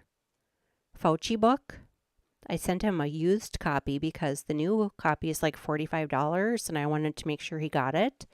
So it was delivered like a month and a half ago, and I got the like delivery. I knew it was out for delivery, and then I got the other confirmation saying, oh, it's been delivered. And he said on one of his journal entries that like the last 3 or 4 books he's received have been denied. And it doesn't say why. And I think that's horrible. Like, that it says on his website, like you can't, like if you send him a book, it has to come straight from the publisher. It can't come from your house. And it has to have like a packing slip. So I made sure that the seller included that. I said, this is going to an inmate in a prison. It must have, some kind of like packing slip in it with your information. And then I sent him one of those like text behind letters, and I attached a copy of the receipt to it. So he had the receipt on his end, if that was like would help. And I saw it got delivered. And then he said, yeah, like the last 3 or 4 books that have been sent to me have been denied. So why has it been denied? And I know in his journal entry, he wrote like the name of the like mailroom manager, supervisor. I want to say his name is Sherman, but I don't know if that's his name. It starts with an S, I think.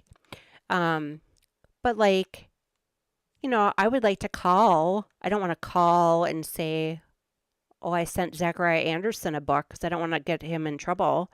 But I would like to call and just say, hey, I was under the impression if the book came right from the seller with a packing slip, that it would go to the inmate. And then Solomon had said, well, he's only allowed like 10 books at a time. Okay, well, fine. When he gets a new book, does Sherman, the mailroom supervisor, does he say, oh, hey, Zach, I got a new book for you that came in. How many did you have there? 10. Okay, well, which book? Do you want this new book? Or do you want to, keep the 10 books that you have? Or whatever it is. I mean, what difference does it matter?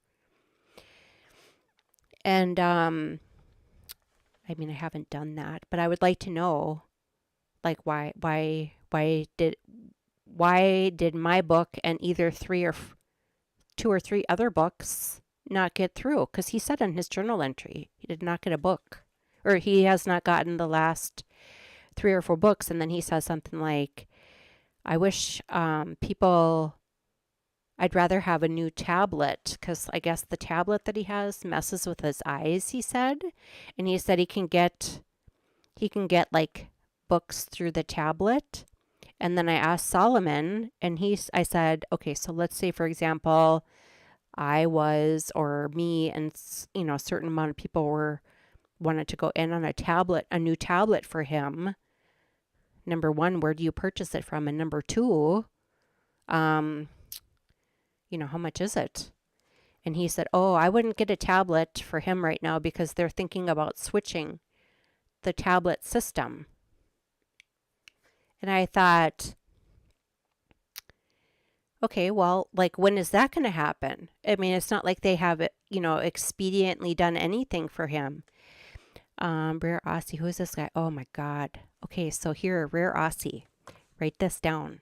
So there's a channel. I'll find it for you. So Zachariah Anderson, yesterday, I think it was yesterday, was the 1-year anniversary since he was sentenced to 30 years in prison in Wisconsin. He's 4 hours away from me in Wisconsin. And for the death of his baby mama's love interest at the time. This happened in May 17th, supposedly May 17th, 2020. The body was never found. We did a rewatch of the trial between Christmas and like the first week of the new year. And I'm going to drop you the link because his brother Solomon just started a channel on YouTube. It's called Solomon Says. And starting April 1st, yeah, see, Emily D. Baker, live, Ruby Franke and Jodi Hildebrandt, police interviews, arrest and jail calls, Kevin Franke, etc. That's exactly what I'm doing. I wonder, she must be watching Crime Spies. I do have some good ideas. Okay, so Solomon Says, oops.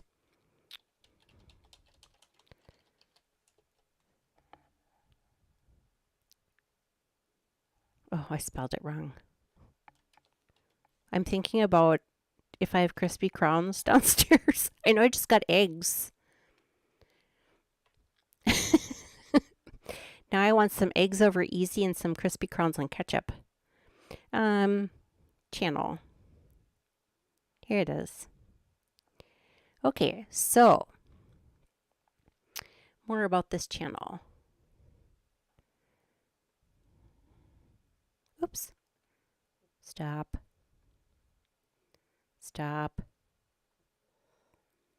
Oh, for Pete's sake. Copy. Okay, so Rare Aussie and all of you. Here's the link. Okay, so if you subscribe to that channel, that's his brother, that's Zachariah Anderson's brother Solomon's brand new YouTube channel. Starting on April 1st. So, what, this weekend? No, next Monday. Next Monday through the 16th. Because I did it in 15 episodes, but a couple of my episodes are like 12 hours. He's going to do it in 16 episodes. They're going to do a rewatch of the trial. And I want to watch it again because when you're hosting a live stream, you do miss some things. And apparently the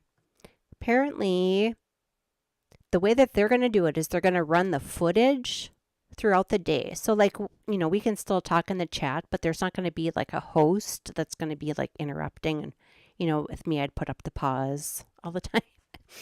And, but then at night, what they're going to do is do like a round table. So it'll be Solomon and I don't know, maybe Baker or Nicholas or David or whoever. Yeah. So mark your calendars. I'm not sure what time, but I'm assuming it's going to start next Monday. And I'm assuming it's going to run during the day, you know, for like a normal trial-ish type day.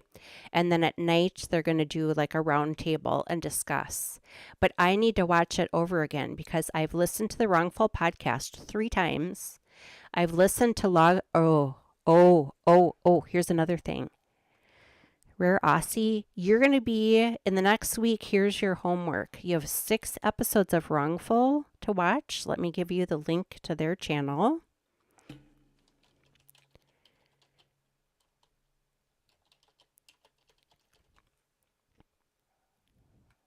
Oh my God, these are done so well. You can also find these on wherever you get your podcast. Apple Podcast, Spotify, iHeartRadio. They do a beautiful, beautiful job. Okay, so there's 6 episodes. They're about, I think they're each like 45 minutes. That will give you a really good round synopsis of what happens. I can't believe what they crammed into those 6 episodes. They're really good. And then when you're done with those, you can watch La Kong Express. I think his name is Joe. And he has 4 episodes. I love how his brain works. He's also between the Wrongful podcast people, there's 4 of them. There's Kayla, Josie, Lynn, and there's another one.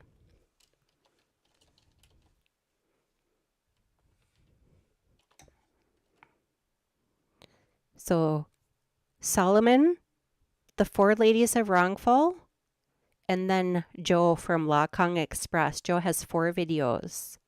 So that'll probably be 10 hours between Alicia and Emily. Yes. Yes, that's it. Is there 5 ladies of Wrongful? So yeah, I asked him if he's supposed to be doing episode 5. But between those 2, like the Wrongful podcast people, like I said, they laid out the timetable so good. And then also, here's the website. And I've gone through the whole website now. Home. This website is, I had the computer read me for like a whole entire week. It took me like a week to read to have the computer. His name is Andrew, the computer guy.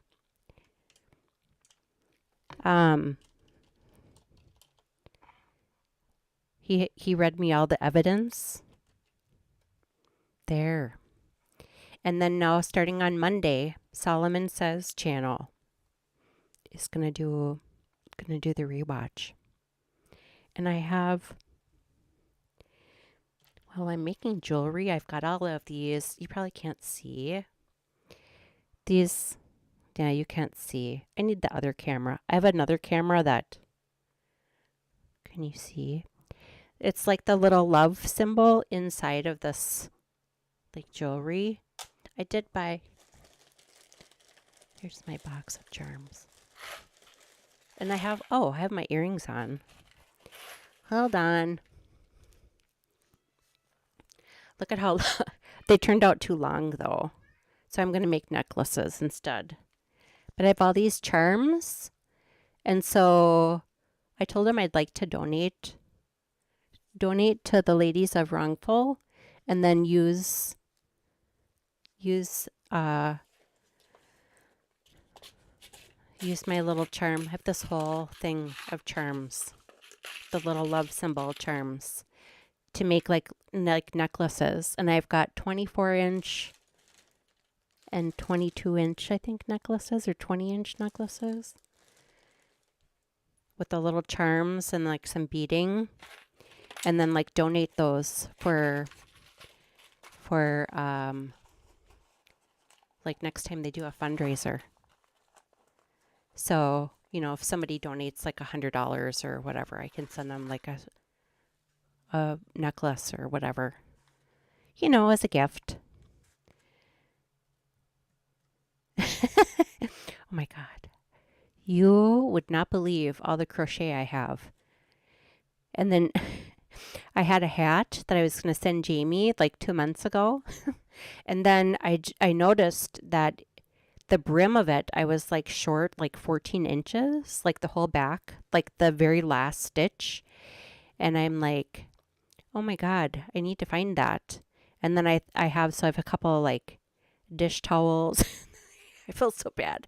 I'm like, I'm not very punctual when it's tax season. I'm so happy you found us too, Rare Aussie.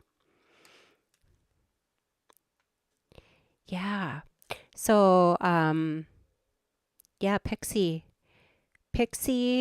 you were there, I think, the night that, was it David had the fundraiser that finally got us over the 50,000 for his appeal. Rare Aussie, I'm really excited to hear from you the next time we talk, once you've had a chance to listen to the Wrongful podcast. Josie is the narrator of it. And I had watched Solomon on Baker's live stream. It was like in December, I think it was. And I'd heard about the case, but I think right when his trial was happening, I was just getting ready to launch Crime Spies, and it was like the end of tax season. So, like I saw it, I'm pretty sure I watched like the verdict of it, but I didn't really watch the trial.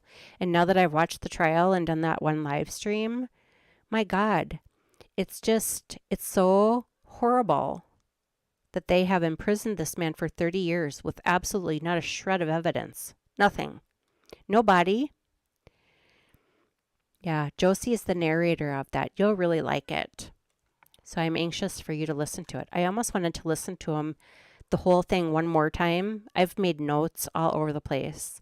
But just to listen to it maybe one more time before the trial starts. I'm really anxious to watch it as like a spectator this time. Because every single time, even like when I was going through the website and having Andrew, the computer guy, read it to me, like there was more questions I had. And then I think it was when I was doing that, I posted like a thread on my X account with like questions that I had. So it's just an absolute wonderment how in the world they convicted that guy. And wait till you see Dingleberry, who is the lead prosecutor. His name is Gravely. And he is a piece of shit. He's right up there with everybody else. Oh, what do you sew on your sewing machine? I was going to sew this pillow next to me here that I made for Poppy with this like polar fleece I found downstairs. Must have been from like a blanket. And I went to go get my sewing machine and I couldn't find the foot to plug the foot in. So I had to hand stitch it. Yeah, Gravely is a disgusting piece of shit. I actually should send Solomon my little Gravely in the Bill Clinton blue dress. Oh, hello. I should send that. And the judge with the Zelda music and the orange. So I am really excited to watch that. Well, I'm not excited to watch it, but I'm anxious to watch it again and see if I pick up on anything. Oh, there's another thing. Actually, maybe I could show it to you. I sent Joe, just a moment. I'm going to switch. I sent Joe, where is it? Nope, that's not it. Nope, that's not it. Here.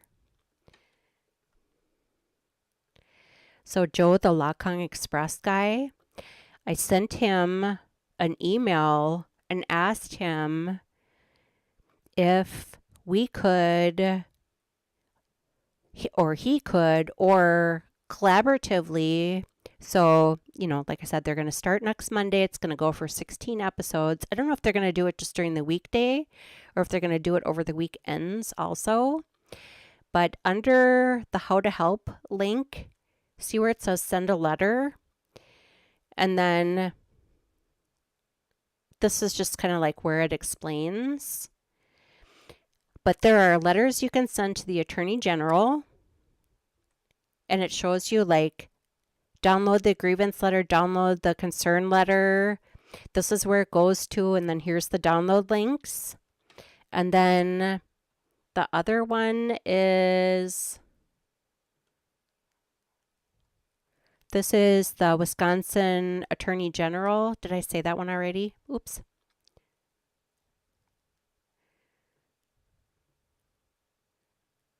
I really need to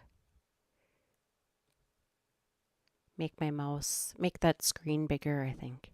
Where is it now? How to Help. It's under How to Help. Send a letter.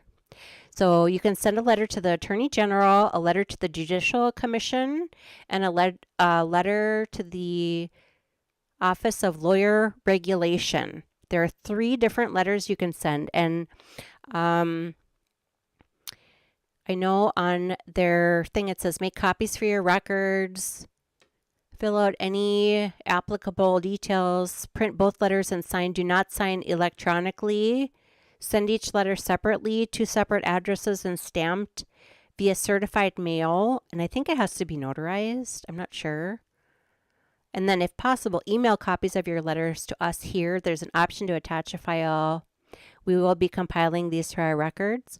So I was asking Joe if he could maybe help. Like, I thought this would be a good opportunity for me, like, to watch the trial from start to finish and have my, like, 3, like, a piece of paper with, like, 3 columns. And then have, like, this can be put in this letter, this can be put in this letter, and this can be put in this letter. But I thought maybe from somebody that has more of a legal background to help with, yes, I agree, that should go to, this person, this should go to this person. But maybe even help with, like, the language. So it's worded a little bit better. I don't know. I'm an accountant, so my language is kind of dry, But anyway, I thought that, and he said he doesn't know how he can help, but he would love to help, I guess. Or I don't know. The way he responded was, I don't know how I can be of help, but if you think I can be of help, I'll help.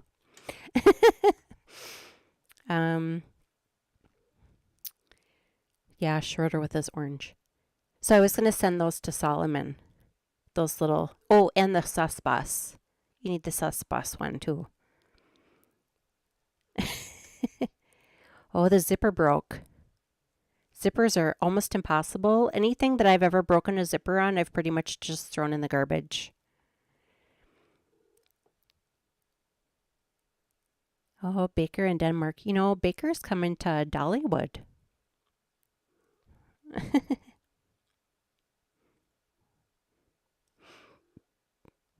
I tell you, Europe has that train. When we were there in London, I told my friend Sharon that went with me, I said, if we had to do over again, I think what we would do is like, instead of spending a whole week in London, we would have spent like 3 days in London and then just got on that train and gone like down to, taken the train and hit a couple other countries and then flown out of like, France or something.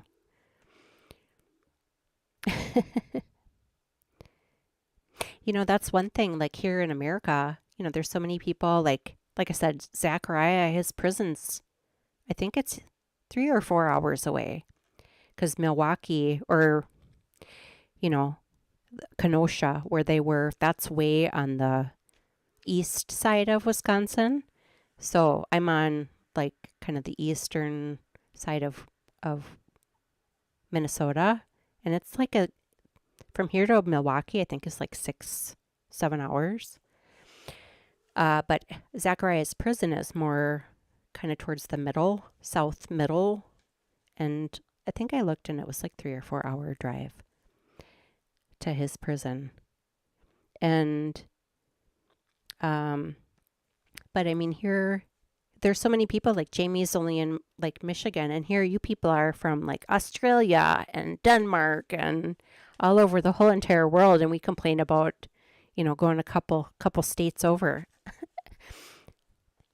I do want to go to Norway one of these days. Well, I suppose once the kids are out of school and I move, I'll have more freedom to run around.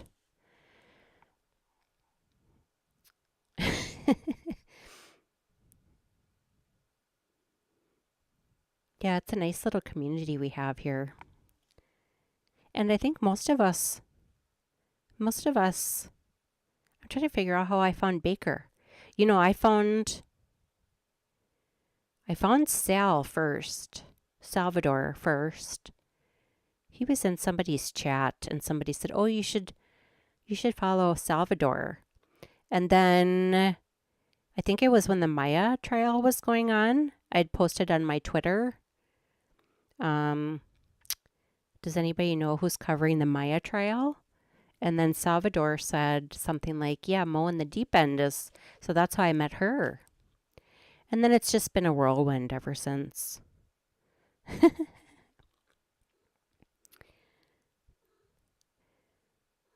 Yeah. Well, okay, so I think I've talked about this before. One of my friends, this was several years ago, but she bought a one-way trip around the world.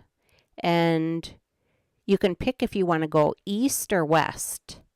So she starts here in Minnesota, and I don't know which direction off the top of my head. And you can go anywhere you want to go, and you have up to 1 year to use up your ticket. So let's say, for example, I'm going to go east. So I'm going to go from here out to, well, I've already been. So you just pick, and you can only go one direction. And then, like, let's say, for example, I go to Norway, and I decide I really like it there. You can stay there as long as you want. You can spend the whole entire year there. You just have to be home. And it's like a trip around the world. And I don't know how much it costs, but that's really interesting. That would be fun to do if you were, like, an empty nester. Germany, Denmark, Sweden, Norway, great trip. Yeah, I would think that would be beautiful. That's where my family is from.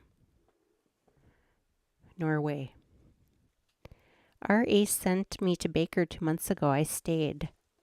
Recovery addict? Yes, Pixie met me through Baker and Jamie. Well, and Jamie, I don't know how Jamie found me. And then she told Baker. And then I started watching Baker, and then that's when I saw Solomon on there in December. Half German and Swedish. Okay, Rogerland 99. So I've mentioned this several times before, but when I was growing up, we were under the impression, until my brother took the 23andMe test, which I refused to take, but he apparently has no problem giving his DNA. Um, but all this whole entire time when we grew up, out of our 16, so our four sets of great-grandparents that came over on the boat, we were under the impression that eight of them were from Norway, 7 were from Sweden, and 1 was from either Ireland or Scotland. They're Scotch-Irish, so I don't know if that's like Irish people that immigrated to Scotland, I think, during the potato famine. Oh my God, her nails are so long. Just a moment. And so my brother and I, because we were, sibling rivalry, I guess. So my brother would always wear shirts that had like Norway expressions on it with like the Norwegian flag. And I would always have the Swedish flag. I remember specifically a shirt that said, "How sweet it is." So we'd have like this rivalry, like up until about 5 years ago when he took that DNA test. And my brother, he had done a paper, or my son had done a paper in high school about Sweden. And turns out we're 93% Norwegian. So here this whole entire time, we're mostly Norwegian. So when my brother called my dad and said, "So I took the 23andMe test. Here we've been lied to our whole entire lives. This is what happens." And he goes, "Holy crap, we're probably more Norwegian than the people living in Norway right now." How sweet it is. Yeah, and it had the Swedish flag on it. I'm pretty sure I have pictures of it when I was like 12. Oh, that's interesting that you mentioned the Johnny Depp trial. So I watched the Rust. It's been tax season, so I like to have stuff kind of like listening in the background when I'm just working. And I watched the Rust trial, the Hannah Gutierrez trial. And then after that, there really wasn't anything going on. So I had watched the Depp Heard trial about halfway through. I'd watched it with Jesus Enrique Rosas, the body language guy out of England. He's actually Portuguese, I think, but he lives in England. And but I'd watched it like halfway through. So I actually went back and watched the beginning of that trial and then Johnny Depp's testimony. And then I really didn't watch anything until I watched the Murdaugh trial. And like I said, I started watching that, I think, with Emily Baker because I just like searched for it. And I don't think the body language guy was doing that one.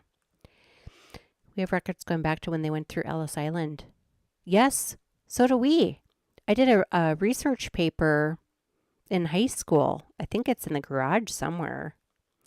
And I had traced, well, back then all my grandparents were alive. And so that's how I had the family tree going back to the original 4 sets of couples that came over across. And that's how I determined who was from Norway, who was from Sweden, and then my mother's dad's grandparents. One of them was the Scotch-Irish person. So I had the year they came over, and then I had my maiden name was Americanized through Ellis Island from what it was to what they switched it to. So that was interesting. Oh, you're Scotch-Irish too. The only person I know that's Scotch-Irish is John Glenn, the astronaut. If you look it up on Wikipedia, because I always get confused. I think it's Irish people that went to Scotland, emigrated to Scotland. Germany on the ship called the George Washington. Oh, how interesting. Found the church in Germany where my grandparents were baptized. Oh, that's super cool.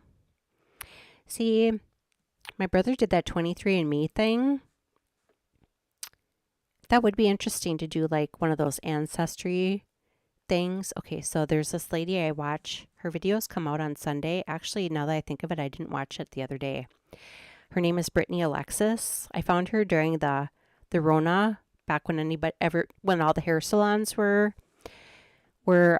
closed, and we were all trying to color our own hair, which most of us turned like orange, like the pumpkin candle thing back here, our hair. But anyway, I found her during that, and she's so funny. I think she's from like Kentucky or something. And her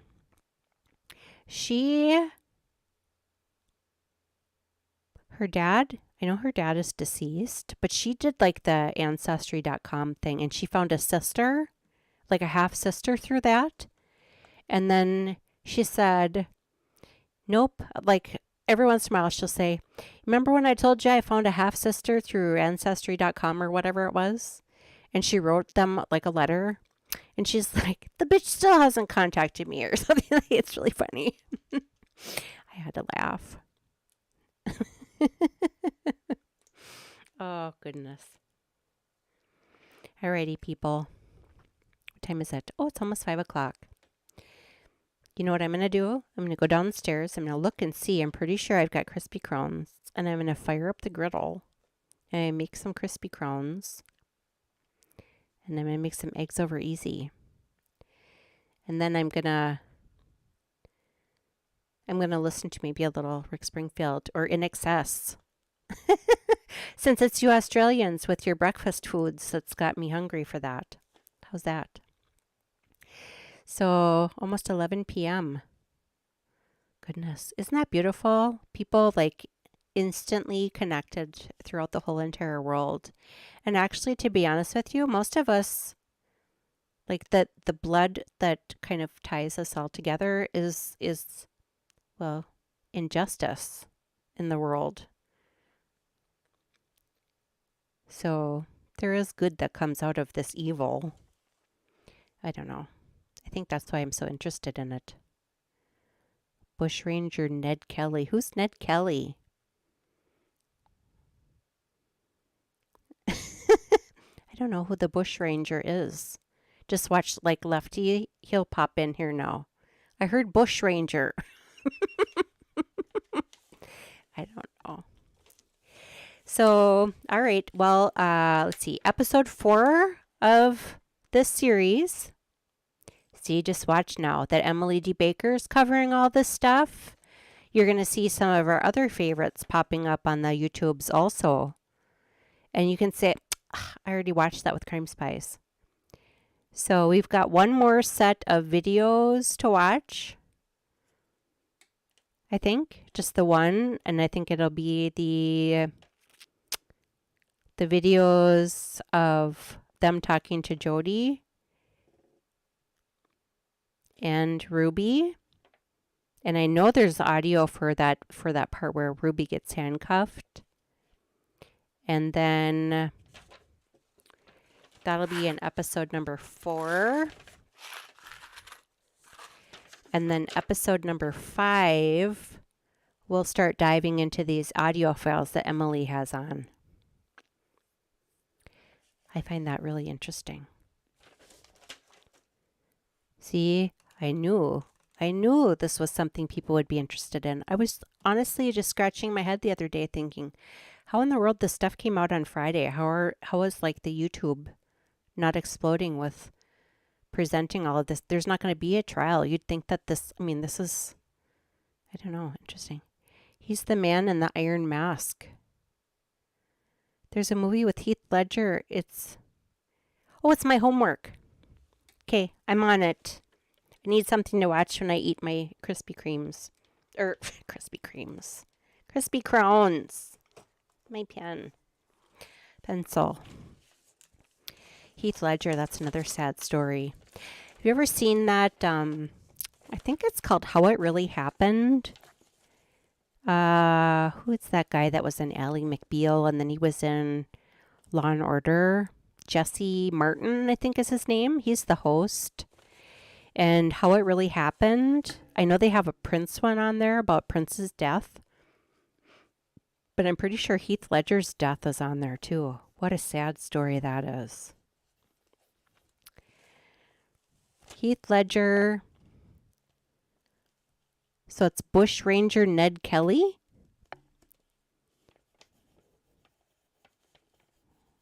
I'll find it. Iron Mask. Man in the Iron Mask. That's a movie. Okay, I'm on it. That'll be my homework. So Rare Aussie's got his Wrongful podcast.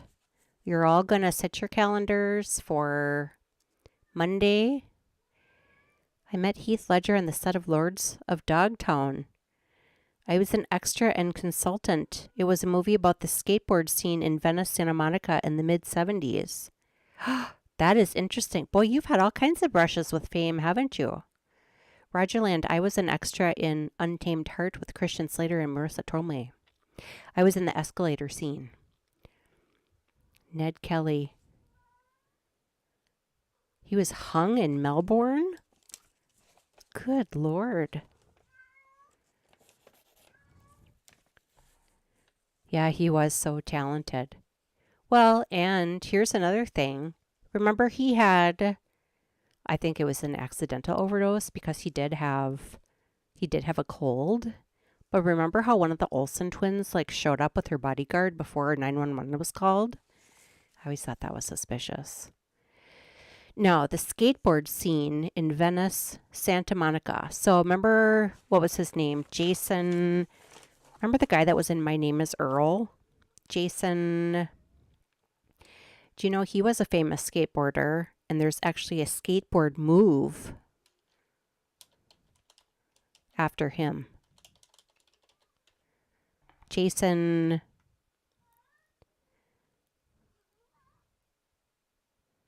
Lee.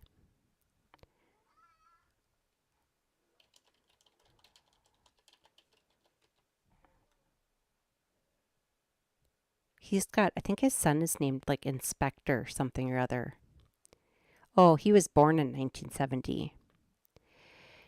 He's known for playing,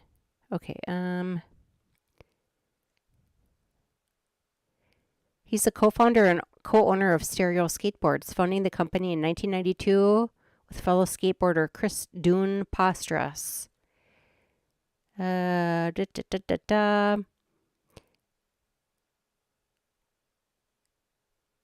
He went to school. He was born in Santa Ana, California. He was raised in Huntington Beach, attended Ocean View High School.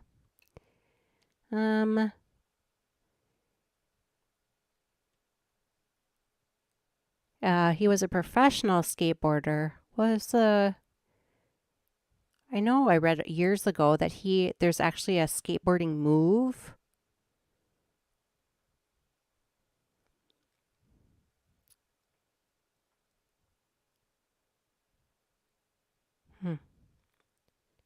There was a move named after him. I don't know.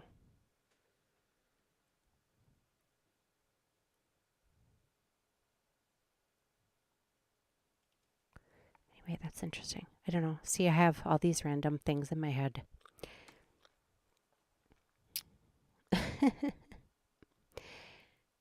He played my friend's Skip Engblom, one of the owners of Zephyr Surf Shop. He played my friend Skip. Boy, Roger Land, 99. Who are you? You're like a man of mystery.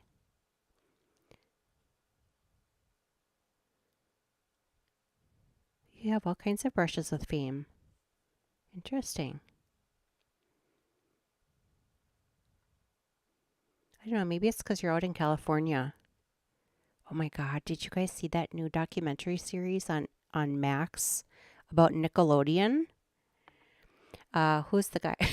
Here's more pop trivia. Do you remember that movie Better Off Dead with John Cusack?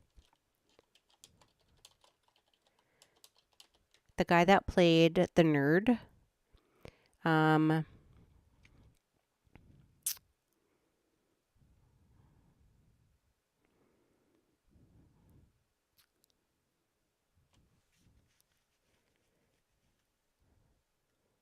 Ricky Smith. The guy that plays Ricky Smith is like the head writer of Nickelodeon.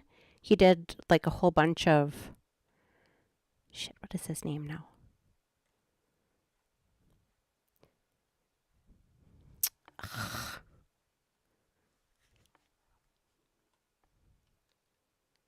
Cast.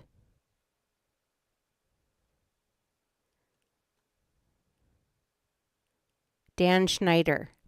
So the guy that played Ricky Smith in the John Cusack movie Better Off Dead,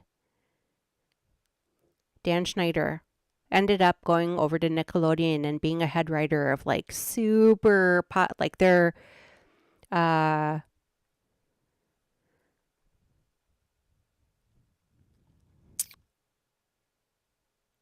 he was also in Head of the Class.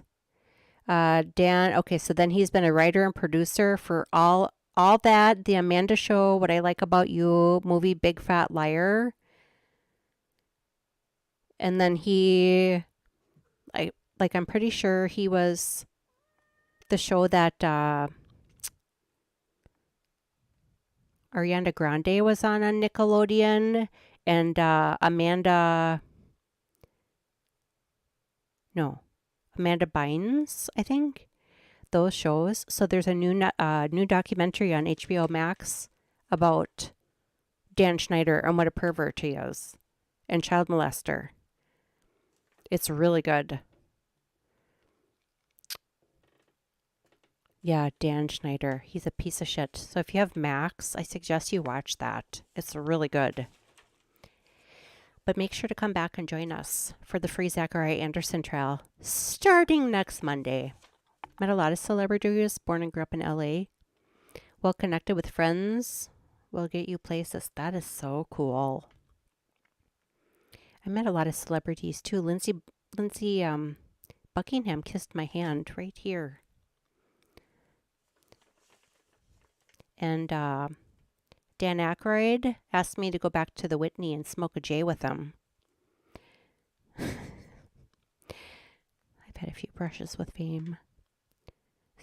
Dusty from ZZ Top, he rubbed his beard on me. He's been in the news here too. Oh, Dan Schneider. Yeah, it just came out. I forget what it's called. But my daughter and I were watching it on Saturday. 4 episodes. All right. So my homework is going to be making breakfast for dinner. And then watching... Where did my piece of paper... Oh, it flew down there. Watching Ned Kelly. The Ned Kelly Heath Ledger thing. Yes, Quiet on the Set, The Dark Side of Kids TV. Thank you, Pernilla. Yes, if you have Max, watch it. It's very good. See, normally I'd be more than happy to put that over on Rumble, but since they've taken my channel down, I could put it on Kick, but now I'm super scared. Oh well, I need to get over my fear. All right, so I'm going to see you tomorrow for the last of the Jodi and Ruby videos. Hopefully we'll get them all put in. And then we'll move on to the audios. Although I might do an audio one as a live stream and then just put the video up of, because we're kind of at that point where we want to hear them get interviewed. And now that I see Emily D. Baker is doing the audios, now I kind of want to skip to that one. I knew this was going to pick up speed. A few different celebrities: Russell Crowe, Jim Barnes, Russell Crowe, that would be interesting. Isn't he Australian? He's Australian. Jimmy Barnes, Johnny Farham. Russell Crowe dated Meg Ryan, didn't he? Quiet on the Set starts here April 5th. Oh. Wonder why you guys have a delay. We even had a ceremony for Heath at Venice Beach after he passed. Mostly people from the movie. Oh, That was really sad. I do think he was, I think he accidentally overdosed, is my opinion. Because he had that really bad cold. I'm going to write that down too. Now, where did my pen go? That would be, that Heath Ledger one would be how it really happened. Since, I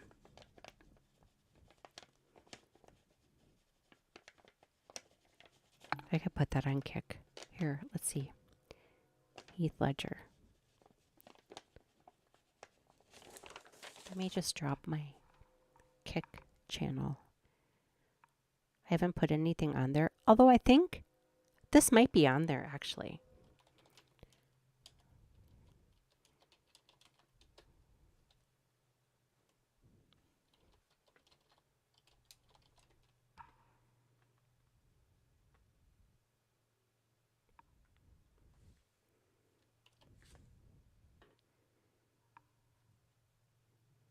Okay, if I put it anywhere, it's going to have to go here. There. Okay, bye, Pernilla. I'm done too. That's weird, the delay. So, I might put how it really happened over there on Kick. And the 2020 episode with Jodi Hildebrandt and Ruby Franke will probably be over on Kick as well, because that's still locked unless you have Hulu. So it'll be over there. Okay, I guess that's it for now. I don't have an outro for you, so you just get me saying goodbye. Oh, see, now she's got her back turned to you. Bye, everyone. Have a beautiful day. Wherever you are, or night, for those of you who are going to sleep. Poppy's got her back turned to you, but she also says goodbye. And we will see you tomorrow, probably like midday-ish again, I suppose. And I look forward to seeing you then. I hope you have a beautiful evening. It feels weird not having an outro for you, but I just don't have one. So you just get this. Thanks for watching. We'll see you soon.